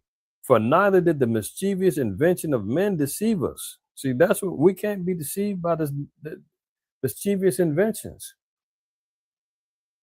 Getting sucked into the beast system, man. The scriptures say, man, it's gonna the beast gonna speak, it's gonna have an image, it's gonna have it all. And it's gonna be able to start controlling how we buy, sell, interact, the whole nine. The system is set up, and how do they do it? They entice and they tease and they say, look how great this is, until we're hooked on it. It's no different than when the phones was around. I mean, look, remember when landlines was around? For those of us that's old enough, y'all remember landlines was around? Then the cell phones start kicking in. You used to see what the big drug dealers and the hustlers on the block would have the brick phones. You used to be like, damn, that was man, dude got a phone. Or the phone in the car. And then what? You got access to it too. You had to have the little minute. No, we had the beepers. You had the beeper, you had the beep, did it, did it. Then you had the Nextels where you could, text. Then you had the minute plan phones. Slowly but surely, everybody started getting reeled in. And some people was like, nah, I can't afford no cell phone, man. Call me at the house. Used to remember phone numbers. Yeah, used to remember your homie's phone number. Used to remember them girls' phone numbers. Sisters, y'all used to remember your girlfriend's numbers and your family. You remember addresses, all that. Now we got this stuff. We don't remember a damn thing. You don't know how to get nowhere. I need MapQuest to help me. Where am I at? I'm lost. Siri. That ain't the case. You dig what I'm saying? Like, we don't remember phone number. You don't remember nothing. Now, who's smart and who's not? The phone became smart. We became dumber. And look, AI now is here. People saying, oh, yeah, I don't know how to do a resume no more. I don't do none of that stuff. I don't know how to. Hey, do this for me now. Write me this. Hey, what happened with it? You understand what I'm saying? Now, granted, we're all going to get sucked in, even to a degree. We just have to know when to unplug and when to plug in. This is the matrix. You can't stay fully entrenched in this thing, man, and get lost in the sauce. You will get eaten alive by the beast. So, for neither did the mischievous invention of men deceive us. Some of us old schoolers, man, y'all remember getting paychecks in your hands and going to the bank or going to the check casher spot. Direct deposit scared you. What you mean I don't get my, I want my check in my hand, especially black folks. Niggas don't play about their money. Give me my check in my hand. I don't want to be responsible for taking it to the bank. No, sir, don't worry. Everything's digital now. It get directly deposited in your bank. Before you know, you wake up in the morning, it's there. Give me my check. Yeah, so much for that. Now everybody's getting direct deposit. Y'all remember food stamps? You used to get the pack. You get the food stamps in the packs. You had to peel off the 5 and peel off the 10 and put them all together. Go into the store. Now what you got? Oh, you got the EBT cards. You got the SNAP cards. You got Cal Fresh cards. Everything swipe. They assimilate us slowly but surely. They're gonna say, "Oh, you're gonna get involved. You're gonna be part of it." But how deep do you go? What are you willing to compromise to stay in it? That's the thing. See, for neither did the mischievous invention of men deceive us, nor an image spotted with diverse colors the painter's fruitless labor. See, we don't get deceived, said, nor an image spotted with diverse colors because it looks nice and it looks great. Look at him. The damn robot had a blue afro wig on. Kids out there laughing and boop. I remember a few months ago, I played the video of them having a completely autonomous McDonald's in Japan. They walking in taking pictures with the damn robots and smiling and laughing. But what happened to all the labor force that was in there before? They're all gone. They probably sitting back gritting their teeth like, that used to be me working behind the register, man. Now I'm broke. Now I'm in the damn unemployment line. See? Verse 5, the sight whereof entice fools to lust after. And so they desire the form of a dead image that have no breath. See, and this is what Esau's setting up. This transitions into the data centers because here we see AI is combing the internet, collecting all this information, collecting all the data. They going 10,000 times. 500 times. Is it 500? What do they say? each American go to 5 websites, and the other one going to 5,000. Was 100 times more than the average individual. So AI is moving 100 times faster on the internet, researching, checking our websites, downloading, getting information faster than the average individual, right? Then they got the AI bots out there, the humanoid bots running around going rogue. Now you got the data centers all over the place. Fair use. This is from either my Tommy G. He goes around doing documentaries. He's done one again about the Israelites. He did a little hit piece with UPK about a year or so ago. So I'm gonna give credit to his channel. This is where I got it from. So he can't say nothing.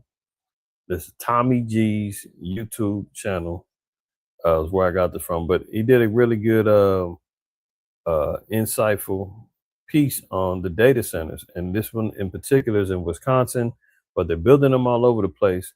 But I want y'all to hear some of the information. I know we talked about the data centers a while back, maybe a few weeks back, and I showed you like a picture of all the issues that are presented with these data centers, from the noise to the water supply to the energy bills going up to the environmental risk that happens with them. You know, it's all kind of problems going on. You know, these rich Edomites, man, Sam Altman, what's the name, Larry Fink, all them buying up these lands, buying people out of their homes, taking over their land, just having, you know, land and home just sitting there dormant so that they can crash them down and build on them later.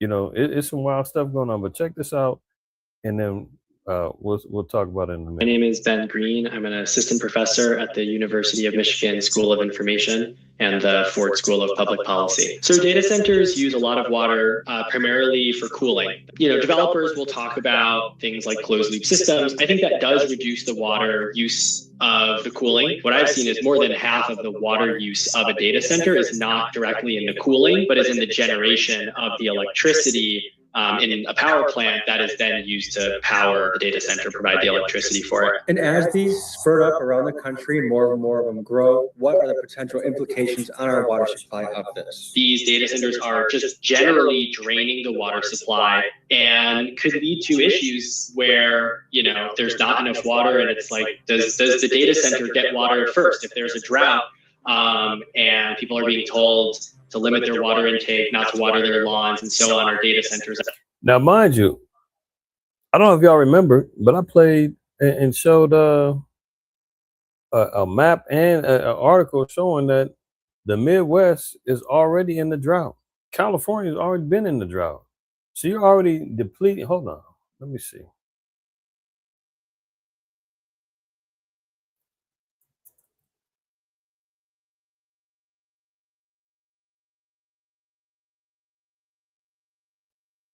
Hold on. Let's see.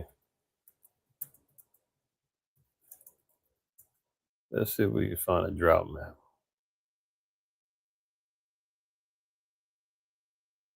That's of 2021. Do they got a 2026 one?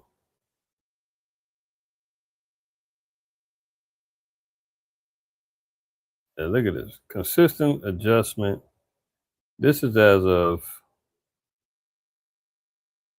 Now look at this.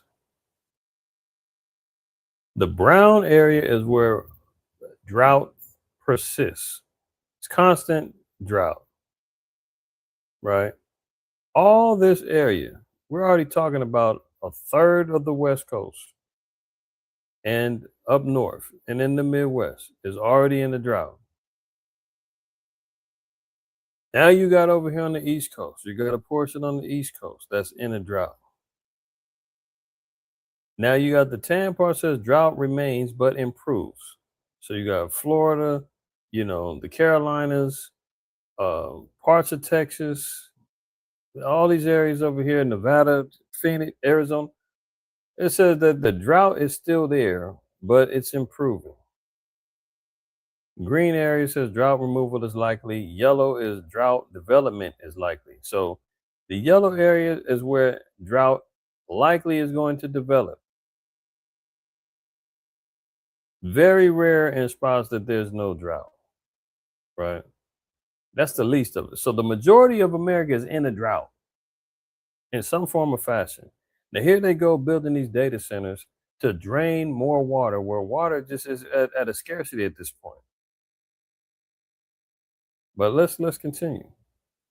Actually receiving that same limitation? Probably not. Wisconsin is the largest freshwater resources of any state in the country. And there's a reason data centers are popping up close to these resources is because they need massive, massive, massive amounts of water. And they can use like 3 to 5 million gallons of water a day. And companies will tout a closed loop cooling system. We really don't know what this closed loop cooling system is actually going to mean for water use for these sites, or what happens to the water after it's gone through the closed loop. Now, there's another part in this video where they go to these farmers in Wisconsin and they like, look, my well is ran dry now. They're turning on the water. Sand is coming out in the water. The water's all jacked up. They can't drink the water no more. The water's being contaminated. They're trying to march. There's a lot of protests going on right now, protesting these data centers, man. The people are rising up like, we don't want them here. But the little towns over here in Wisconsin, they said, man, they consulted lawyers and all that, and the lawyers is like, we don't want no smoke with these big billionaire tech companies, technocrats. They got long money, they got lawyers for days. Just forget about it. So this is why these Edomites too, they're gonna rise up. That's why when Yahweh said, man, Satan casting out Satan and the kingdom divided against itself can't stand. What is it in I want to say it's in I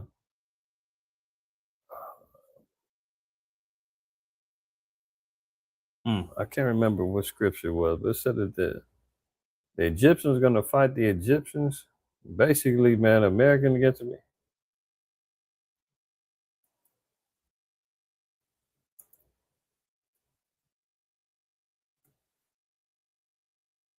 Yeah, it was Isaiah 19. I was thinking about that. Yeah, 19:1. Let's read that real quick. The burden of Egypt, behold, Yahweh rideth upon a swift cloud, and shall come into Egypt, speaking about America, and the idols of Egypt shall be moved at his presence, and the heart of Egypt shall melt in the midst of it.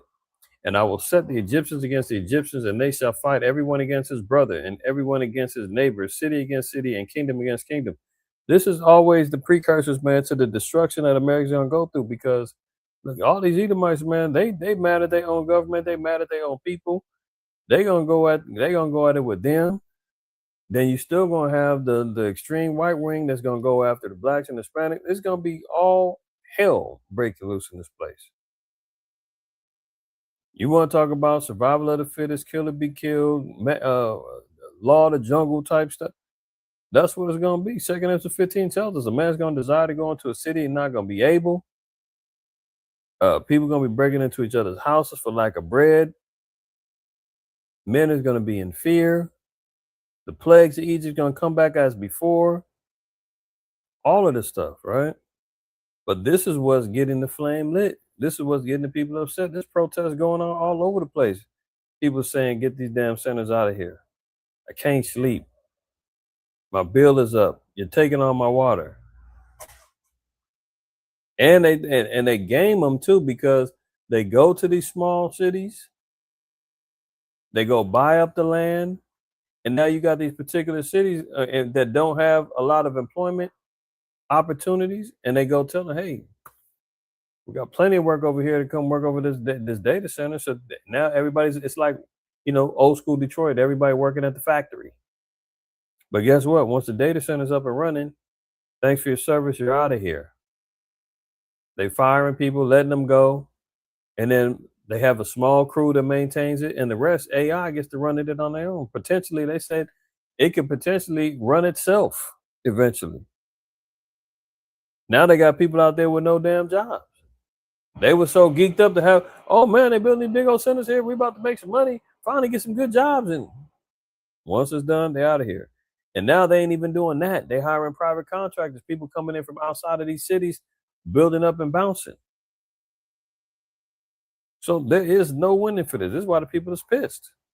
Is leading you to become a whistleblower? Some practices that I don't agree. Now, this guy is a whistleblower that's working actively right now in these data centers. And he said, man, I got to speak on it. He said, well, why'd you become a whistleblower? He said, some of the practices I don't agree with, but let me let him finish. With. I was approached by a whistleblower who's worked with the biggest data center companies in the world, including Meta and Amazon Web Services. Because he is still actively employed by one of these tech giants, he needed to remain completely anonymous, but what he said is chilling. We're building the security apparatus that spies on every American. We're essentially building the digital prison of the future. Did you catch that? Did you catch that? We're loud and clear when we hear, oh, man, brother did what in his household? Oh, the sister said what? Oh, them brothers over there, they beefing. Oh yeah, did you hear about this? We hear that loud and clear. Listen, I said it before, I'll say it again. The state of Israel, and the Lord says it, nothing new under the sun. In the first century, you had the Sadducees, the Pharisees, the Essenes, and the Zealots, all sects within Israel that were fighting each other doctrinally and some physically about who was going to lead the people and be the dominant control group regarding knowledge and understanding. Where is the truth at, so to speak, right? Oh, how much different is it right now? You got multiple camps. Good majority share the same understandings. Some have some minor discrepancies. Others have major discrepancies. But what is it? Everybody's saying, hey, here's the home of the truth. We got 100% truth over here. Over here, hey, you want to lead up? We lead with love over here. Come on over here. Like, look, it's the same thing. And then what ended up happening? While we're sitting back butting these heads with each other, here comes 70 AD. Boom. And then guess what? We end up getting shipped up out of there in the diaspora. The temple gets seized. And now we want to have Roman Jewish wars after that. Oh, the Bar Kokhba revolts and all the, the other Roman Jewish wars. Oh, we got to fight for what's left. By then, it's too late. Now, he just got through saying they're building a surveillance center to surveil and spy on all Americans and data collect. That's what these things are being built up for. The beast system is being built under their noses. And we think, oh, just because they want more AI, more robots, so cool. No. This is all part of the beast system. Because he is still actively employed by one of these tech giants, he needed to remain completely anonymous, but what he said is chilling. We're building the security apparatus that spies on every American. We're essentially building the digital prison of the future. A system that knows you better than you know you. Do you think we have something to worry about as far as water consumption from the data center? Yes, unfavorable billing practices. My company pays close to $250,000 per year in water usage. Every single day, we put almost 100,000 gallons of water into the atmosphere. And I wanted to talk about how we are using an Israeli cybersecurity company to monitor all employee communication. Did you hear that? An Israeli cybersecurity company. Assistant God dang, I professor. didn't mean to start that off. You say you want to talk about an Israeli cybersecurity company who's running the whole thing. From the data center? Yes, unfavorable billing practices. My company pays close to $250,000 per year in water usage. Every single day, we put almost 100,000 gallons of water into the atmosphere. And I wanted to talk about how we are using an Israeli cybersecurity company to monitor all employee communications and all of the status of our equipment. Now, one thing I don't think y'all caught is he said that the water is unfair billing practices. He says his company pays $250,000 a year. They play a flat rate no matter how much water they use or don't use. For the individuals who live near these data centers, their bill constantly goes up. Their bill is adjustable. But for them, we'll pay you this and we get however much we want. The average Joe Schmo, your bill is going up and you're being told you can only shower on Monday, Wednesday, Friday, and Sunday. No water in your lawn. That garden that you thought you was finna start, that's out because you can only garden it twice a week. And the water has to be rationed out because you got other neighbors. So 5 minutes a day, like that type of stuff. Forget the garden, forget all that, and that's out. They play a flat rate. Everything else is adjustable. Oh, and you don't like it? Well, guess what? We've got security surveillance, and we're watching everything that you say, do. Heard what you said to your neighbor because they reported it to us. Your smart home, everything, listen to it. We'll come down there and crack down and take every damn thing. Do you know what company that was? The company's name is Checkpoint. This is Checkpoint co-founder Shlomo Kramer. He's an Israeli cybersecurity entrepreneur who served in the IDF's... Oh, our friends from Israel. There they go with their hands in the cookie jar again. Now did you just say we're going to become partners?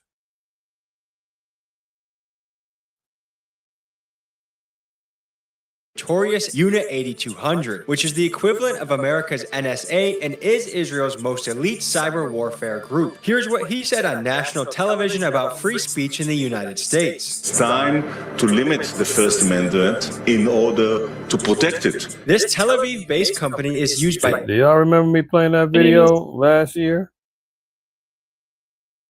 He said it's time. Let me double back. And judging from his accent, I don't think he's from America. But he's going to enforce the Constitution to you. Very funny. Warfare group. Here's what he said on national television about free speech in the United States. It's time to limit the First Amendment in order to protect it. This Tel Aviv... So limit the First Amendment in order to protect it. Meanwhile, he's setting up and funding or running a cybersecurity data center that's collecting all your data and information to create a digital prison, like the guy said, and they're going to register and monitor what you're saying and how you're expressing your First Amendment. That's why the NSPM 7 is important. Remember 2 weeks ago we covered the article that they was talking about if you're anti-tech, now it could be considered domestic terrorism, or that you're anti-American. If you're speaking against technology, man, all of this stuff that I'm talking about now won't be allowed in the future. That's why we got to get it out now. All right. Let's look at this.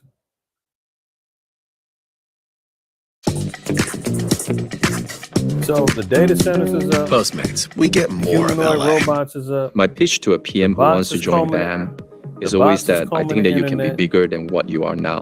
The one days of overstuffed system wallets is in in your effect. back pocket or purse might soon come to an end. By 2020, mobile wallets on our smartphones are... You say 2020, yeah. This video is over 7 years old. I've been talking about this for damn near 7, 8 to 10 years. Longer than that, because we've been talking about cashless society since the early 90s. We was just talking about a video, old school video. I don't know if anybody's seen it, but I'm gonna date myself, but most of y'all ain't here know what I'm talking about. Y'all been around too. VHS tape. There was a video called Millennium 2000. And that thing was floating around in the hood, floating around everywhere in circles of inquiring minds and tinfoil hats, where they was breaking down the New World Order, the cashless society, everything, the elites. Millennium 2000. I forgot the guy's name that did it. But if anybody's seen Millennium 2000, drop a 7 in the chat. It's an old school classic.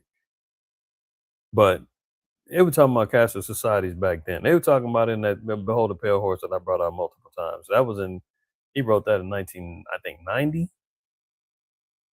So it's really not new, right? But they're putting it out as if this is something new. So this video is CBS 7 years old. That's why I said by 2020, they're going. Wallets in cashless. your back pocket or purse might soon come to an end. By 2020, mobile wallets on our smartphones are expected to surpass the use of credit and debit cards in the U.S. That has already happened in China. Ben Tracy is in Beijing to show us what a nearly cashless society actually looks like. Ben, good morning. Good morning. So when I moved here to China a couple of months ago, I kept getting funny looks every time I would pull cash out of my wallet to pay for things. And then I got one of these. It's a code on my phone, and now I can basically buy anything here in China. Now I'm gonna stop there. I'm gonna play a little bit more of this because it's 3 minutes, and I don't want to take too much more time because I got a couple more videos to play. But how many of y'all have seen, and I see it all the time, it's commonplace now, people paying for, and some of y'all may do it, people paying for things with their phone. Throw a 7 in the chat if you witness people paying things with their phone or you personally do it. Not condemning, just an observation. I'm interested. I personally see it more often than not now. It's either card or phone. I tripped out when I seen the Edomite paying for something with his watch. That was maybe about 6 years ago or something like that, 7 years ago. He walked up and he put his watch up to the card reader. And that was the initial time, I guess, Apple Pay was just coming around and they had the Apple Watches. Whenever the Apple Watches came out, that's when I first noticed it. Okay, so y'all seen it, 7777. Yeah, definitely. The Apple Watch, when the Apple Watch came out, the first time I seen somebody pay with their wrist. And I was like, oh, snap, there it go. Then you see like places like Whole Foods. Whole Foods does the palm print. You scan your palm, you enter your credit card or your debit card information, they download it. It biometrically links to your palm, so you don't have to pull out your card anymore. Your card basically is your palm print. You can go pay with your palm when you leave up out of Whole Foods. Have y'all seen that? I talked about that maybe 3-4 years ago. Now you see him walk up. He utilizing his phone. This is in China 7 years ago. Now we're seeing it more often here now. You pay for something, how do you pay for it? Mobile phone. On the streets of See that? Beijing. Mobile phone. Now look at that. The QR codes. How many times I've been telling y'all? The QR code. And we wait. Listen, if you think you're waiting for strap down, tie down, let me stick this chip in your arm or into your hand or your forehead, you didn't already miss the boat. They already starting with the system is already being set up and it's got to be utilized in a deceitful, devilish way, subtle way to make everybody feel comfortable and convenient that no, this can't be, until they can turn it off where you can't buy, until you can't utilize it for business where you can't sell, where they monitor your credits that's allowed or given. You understand? She said, mobile phone. And she said the last time, hold on, I think the next Cash is definitely not king. What do you think of people who use cash to pay for things? That's rare and weird, he says. Only the elderly and people who don't know how to use a phone pay cash. See, old school. The ones who haven't bought into the game, they're still outside looking at like cash. I remember telling y'all like at least a year or some change ago, I seen the elderly sister. She was still paying for her groceries with a check. And I was like, man, I was envious in the righteous way. You know, the scripture say, man, covet the best gifts. I was like, damn, she is not going back. She's not buying into it. She brought out a checkbook, man, and paid for her groceries with a check. I said, I ain't seen nobody do that in years. But she's out the system. She's not messing around. Right? Now, they're talking about it here. Mobile phone, QR codes, using cash is crazy. This has already been going on in China. I always tell y'all, China's the beta test. China is the one where they let everything go down because they have complete domination over their people. The cashless society, the social credit score, all of that stuff, man. China does it first, then America goes, and the rest of the world starts adapting to it and saying, yes, it'll work. They got 1 billion people in China. If they can control that, a country like America with 350 million people, we can get that under control. This is why you see people all over the place offering people free phones, them Obama phones, people sitting out there on the corner, sitting in front of Dollar Trees and Food for Lesses and grocery stores and setting up shop on the street with gazebo tents, asking you want a phone? You qualify? Are you on public assistance, government aid? We can get you a free phone. Look, we got the newest. Everybody wants that phone. So they want to make sure that they get into the hands of everybody, rich and poor. There's a Dollar Tree by my house, maybe about 10 minutes away. They're constantly out there. Why? Because they're going after the poor. Make sure they got it. Look, if they're getting Starlink all the way down into Amazon, you know everybody's going to be connected to this. Get out of here. All right. Reverse ATMs increasing as stores move to cashless society. This is current. This is current. Reversing ATM. Postmates, we get more of LA.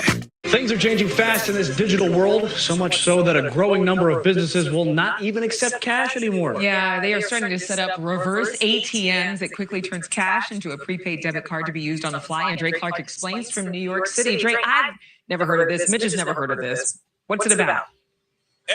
Yeah, I never heard of it either until I read. Where the hell have they been at? Where have they been at? They haven't heard about a cashless society. He ain't heard about credit. Good Lord. This is reporters for you. They've never heard about, or maybe they haven't heard about this particular reverse ATMs. Maybe that's what they're saying. But they saying they ain't never heard about a movement towards a cashless society, man. They're definitely working for the people. Good Lord. All right, let them go. Read about it last night. It's relatively new, but it's slowly but surely catching on. Cash is really still king, but reverse ATMs are definitely the way of the future as more businesses look for ways to go cashless. Here at Madison Square Garden in Midtown Manhattan, they already have machines inside the arena that can actually convert your cash into a debit card here. Now, here you can see exactly how it works. You load money into a kiosk like you see here, and within seconds, you can get a receipt confirming your conversion and a prepaid active card. Many of the prepaid cards are either MasterCard or Visa, and you can use them anywhere where those cards are accepted. Some kiosks may actually charge you a $5 fee for the card. Meanwhile, amusement parks, fast food. The Shalak something, and that's what's so crazy. They're gonna charge you $5. Some of them are gonna charge you $5 to get the card.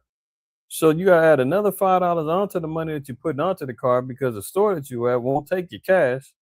So you're getting penalized both ways. They won't take your cash, plus you got to get the card, and then you got to pay for the card. It's over with here, man. Restaurants and many professional sports venues are already using the cash to card kiosks, and you'll start seeing more of them. Yeah, that's SoFi Stadium over there in Inglewood. That's a fact because when COVID was going around, the what was it? The Staples Center was already rigged up with hands-free kiosks where you can go pay for your food and when they were allowing people back into the games in the stadiums. Remember they had a little bubble time when they wouldn't let nobody come into the stadiums. But once they, eased up and they started poking everybody in the arms, they still said, we don't want nobody touching. Everything was cashless. So this is the same thing going on. The SoFi Stadium, I believe, is the same way with the new Intuit Dome, with the Clipper Stadium in Inglewood, right across the street from SoFi. In airports and on college campuses. Business owners say they like the kiosk because it helps prevent theft and robberies, and it stops the spread of germs that can really be found on a lot of money that's downright dirty. Now, many people started. Remember they was pushing that with COVID? Oh, we can't touch the money. It might have COVID on it. Everything got to be cashless. So they use the fear to get everybody, don't touch that dirty money. When a year before COVID hit, somebody seen $100 float on the ground, they wouldn't have said it's dirty. They'd pick that mug up in a minute and wouldn't be worried about what was on it. Now all of a sudden it's dirty, don't touch it. We need cashless. We need QR code. We need chips on the card to identify you. Biometrics is preferable.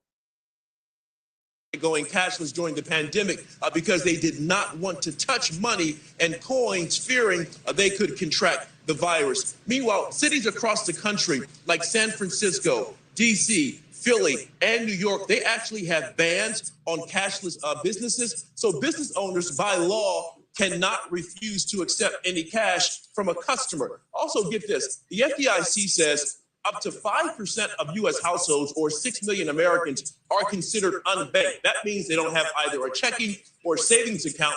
They prefer to deal in strictly cash. So yeah, guys, it's relatively new. But Did you hear that? Only 5% left that's unbanked. 95% is already locked in. And they only got 4 states that can refuse or that can't not refuse your cash as of right now. Do the math. here in New York, This is another one. So we had China. We see what's going on in America. There's another video. Sweden. I ain't gonna play this one for time's sake. I know it's getting late. Some of y'all are already dozing off and fighting the Sandman and all of that, you know. But yeah. So this is another video in Sweden. Same thing going on. So think it's not global. Think again. Okay. Now here's the one before we get up out of here. The screwworm. So we got the ticks. They hit us with that. Hantavirus, get it with that. Ebola, get it with that. Now they got the screwworms. And I reported on this at least sometime last year. The screwworms was coming from, I think, South America. And they've been relegated to being down there. And they were worried about the threat of the screwworm coming over here to America. Now it's in Texas. Big Texas, home of the cattle. Everything's big in Texas, right? These worms go and infect the cattle. Ironically, it's going to go to one of the biggest states for the beef industry. Interesting. Then you got the ticks being loaded up so that now people getting beef allergies, so you can't eat that. So you're going to eat impossible meat. You're going to eat Beyond Burger, poop burgers, and all that other stuff. Frankenfoods. I mean, these maniacs, man, it's so crazy. When you see what they're doing and you understand it, it's like he's really doing it. Look at him. This morning, concern among cattle farmers now that a case of New World screwworm has been detected in the U.S. The Agriculture Department confirming a calf in South Texas is infected with the parasitic fly, which can kill livestock if not treated. This pest does not cause any sort of a food safety issue. It is not a disease, but simply an insect that feeds on living tissues. And Did you just hear her? Okay, this is why you cannot trust your enemy, man. The damn thing just said that these insects, or these worms, these flies, can kill a whole cow. You know, cows can weigh up to 1,000, 2,000 pounds. She says it's not it doesn't affect the food supply. You know, you don't have to worry about it. It's just a little bug. Like, let her try to explain this away. Pest does not cause any sort of a food Stock if not treated. This pest does not cause any sort of A calf in South Texas is infected with a parasitic fly, which can kill livestock if not treated. This pest does not cause any sort of a food safety issue. It is not a disease, but If not treated, the cow will get put to death. She just said it doesn't cause any harm to the food supply chain. What? If you don't treat it, the food supply chain will diminish because the cow's going to die. This is why good Lord. I mean, is it safe to call them the devil now, man? Can we say that they are deceivers? They are liars? Like, they insult your intelligence and minds without a care in the world. Simply an insect that feeds on living tissues. Animals treated early enough. An insect that feeds on living tissues. Is your tissue living? Is my tissue living? Hello? Will recover and are safe to enter the food supply system. The news comes just days after Secretary Rollins Once they get treated, they're safe to come on back into the food supply system. Do you trust that? They wouldn't lie to us, would they? She sounded like a competent, individual, man. It sounded like she had her stuff together. It sounded like a trustworthy source. I think we can believe what she's saying, right? missed a local lawmaker's warning that screwworm was detected in Mexico, just a mile from the U.S. border. The screwworms are very aggressive. They kind of hook themselves into live tissue, and it can be very, very destructive. The parasitic flies were eradicated. Then she just, they got to talk to each other. She just said it couldn't be very destructive. The other bro said, it's not going to affect the food supply chain. Don't worry.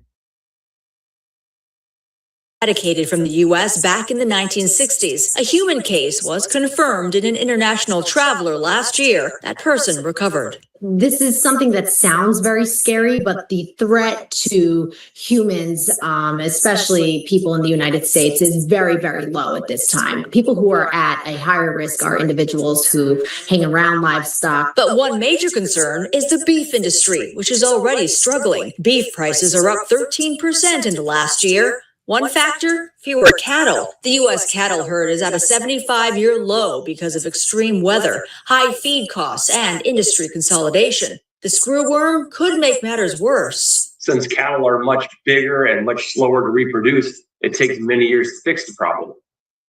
In response, the government is ramping up efforts to release sterile flies and will quarantine the area in Texas where the infected calf was found.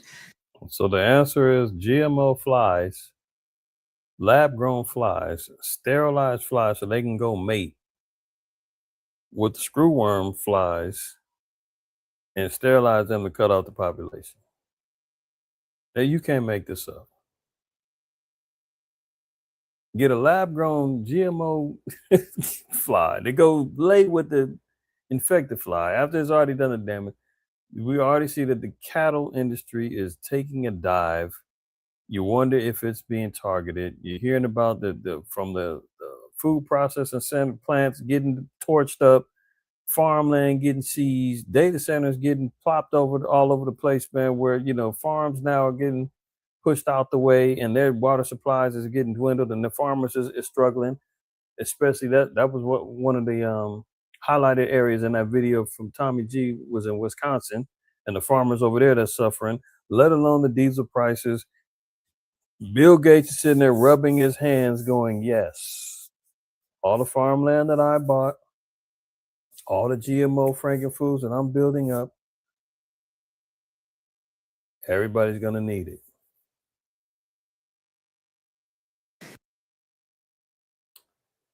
And I'm going to end that there, man. I think that was more than enough for everybody to chew on for tonight and tomorrow. All praise to the Most High, IQAhmath. Look, let's stay focused, man. Let's understand what's really going on because there's plenty of distractions out there, but we want to make sure we remain balanced in things that we understand and we intake because our enemy is staying focused. And that's a fact. We always say, man, Satan doesn't sleep. He'll visit you in your dreams while we're sitting back trying to get a little shut-eye, trying to get. He'll come to you in your dreams. He'll come to you while you're driving. He'll come to you while you're walking down the street. He'll come to you in the middle of a conversation with your spouse. He'll come to your kids. He'll come to your boss. He'll come to your coworkers. It doesn't matter. Road rage incident, he's coming to throw us off, right? Let's try to stay focused. I want to give all praise, honor, glory to the Most High, IQAhmath. Always remember, man, fear the Most High, keep the commandments, don't shoot the messenger. Tomorrow, very important class we need to discuss effective communication, man, and how it's deteriorating and destroying our nation and the movement of the quote-unquote Hebrew Israelites. We got some cleaning up to do. All right, so we're gonna talk about that tomorrow. Most High permit. All right. Until then, see y'all. Shalom.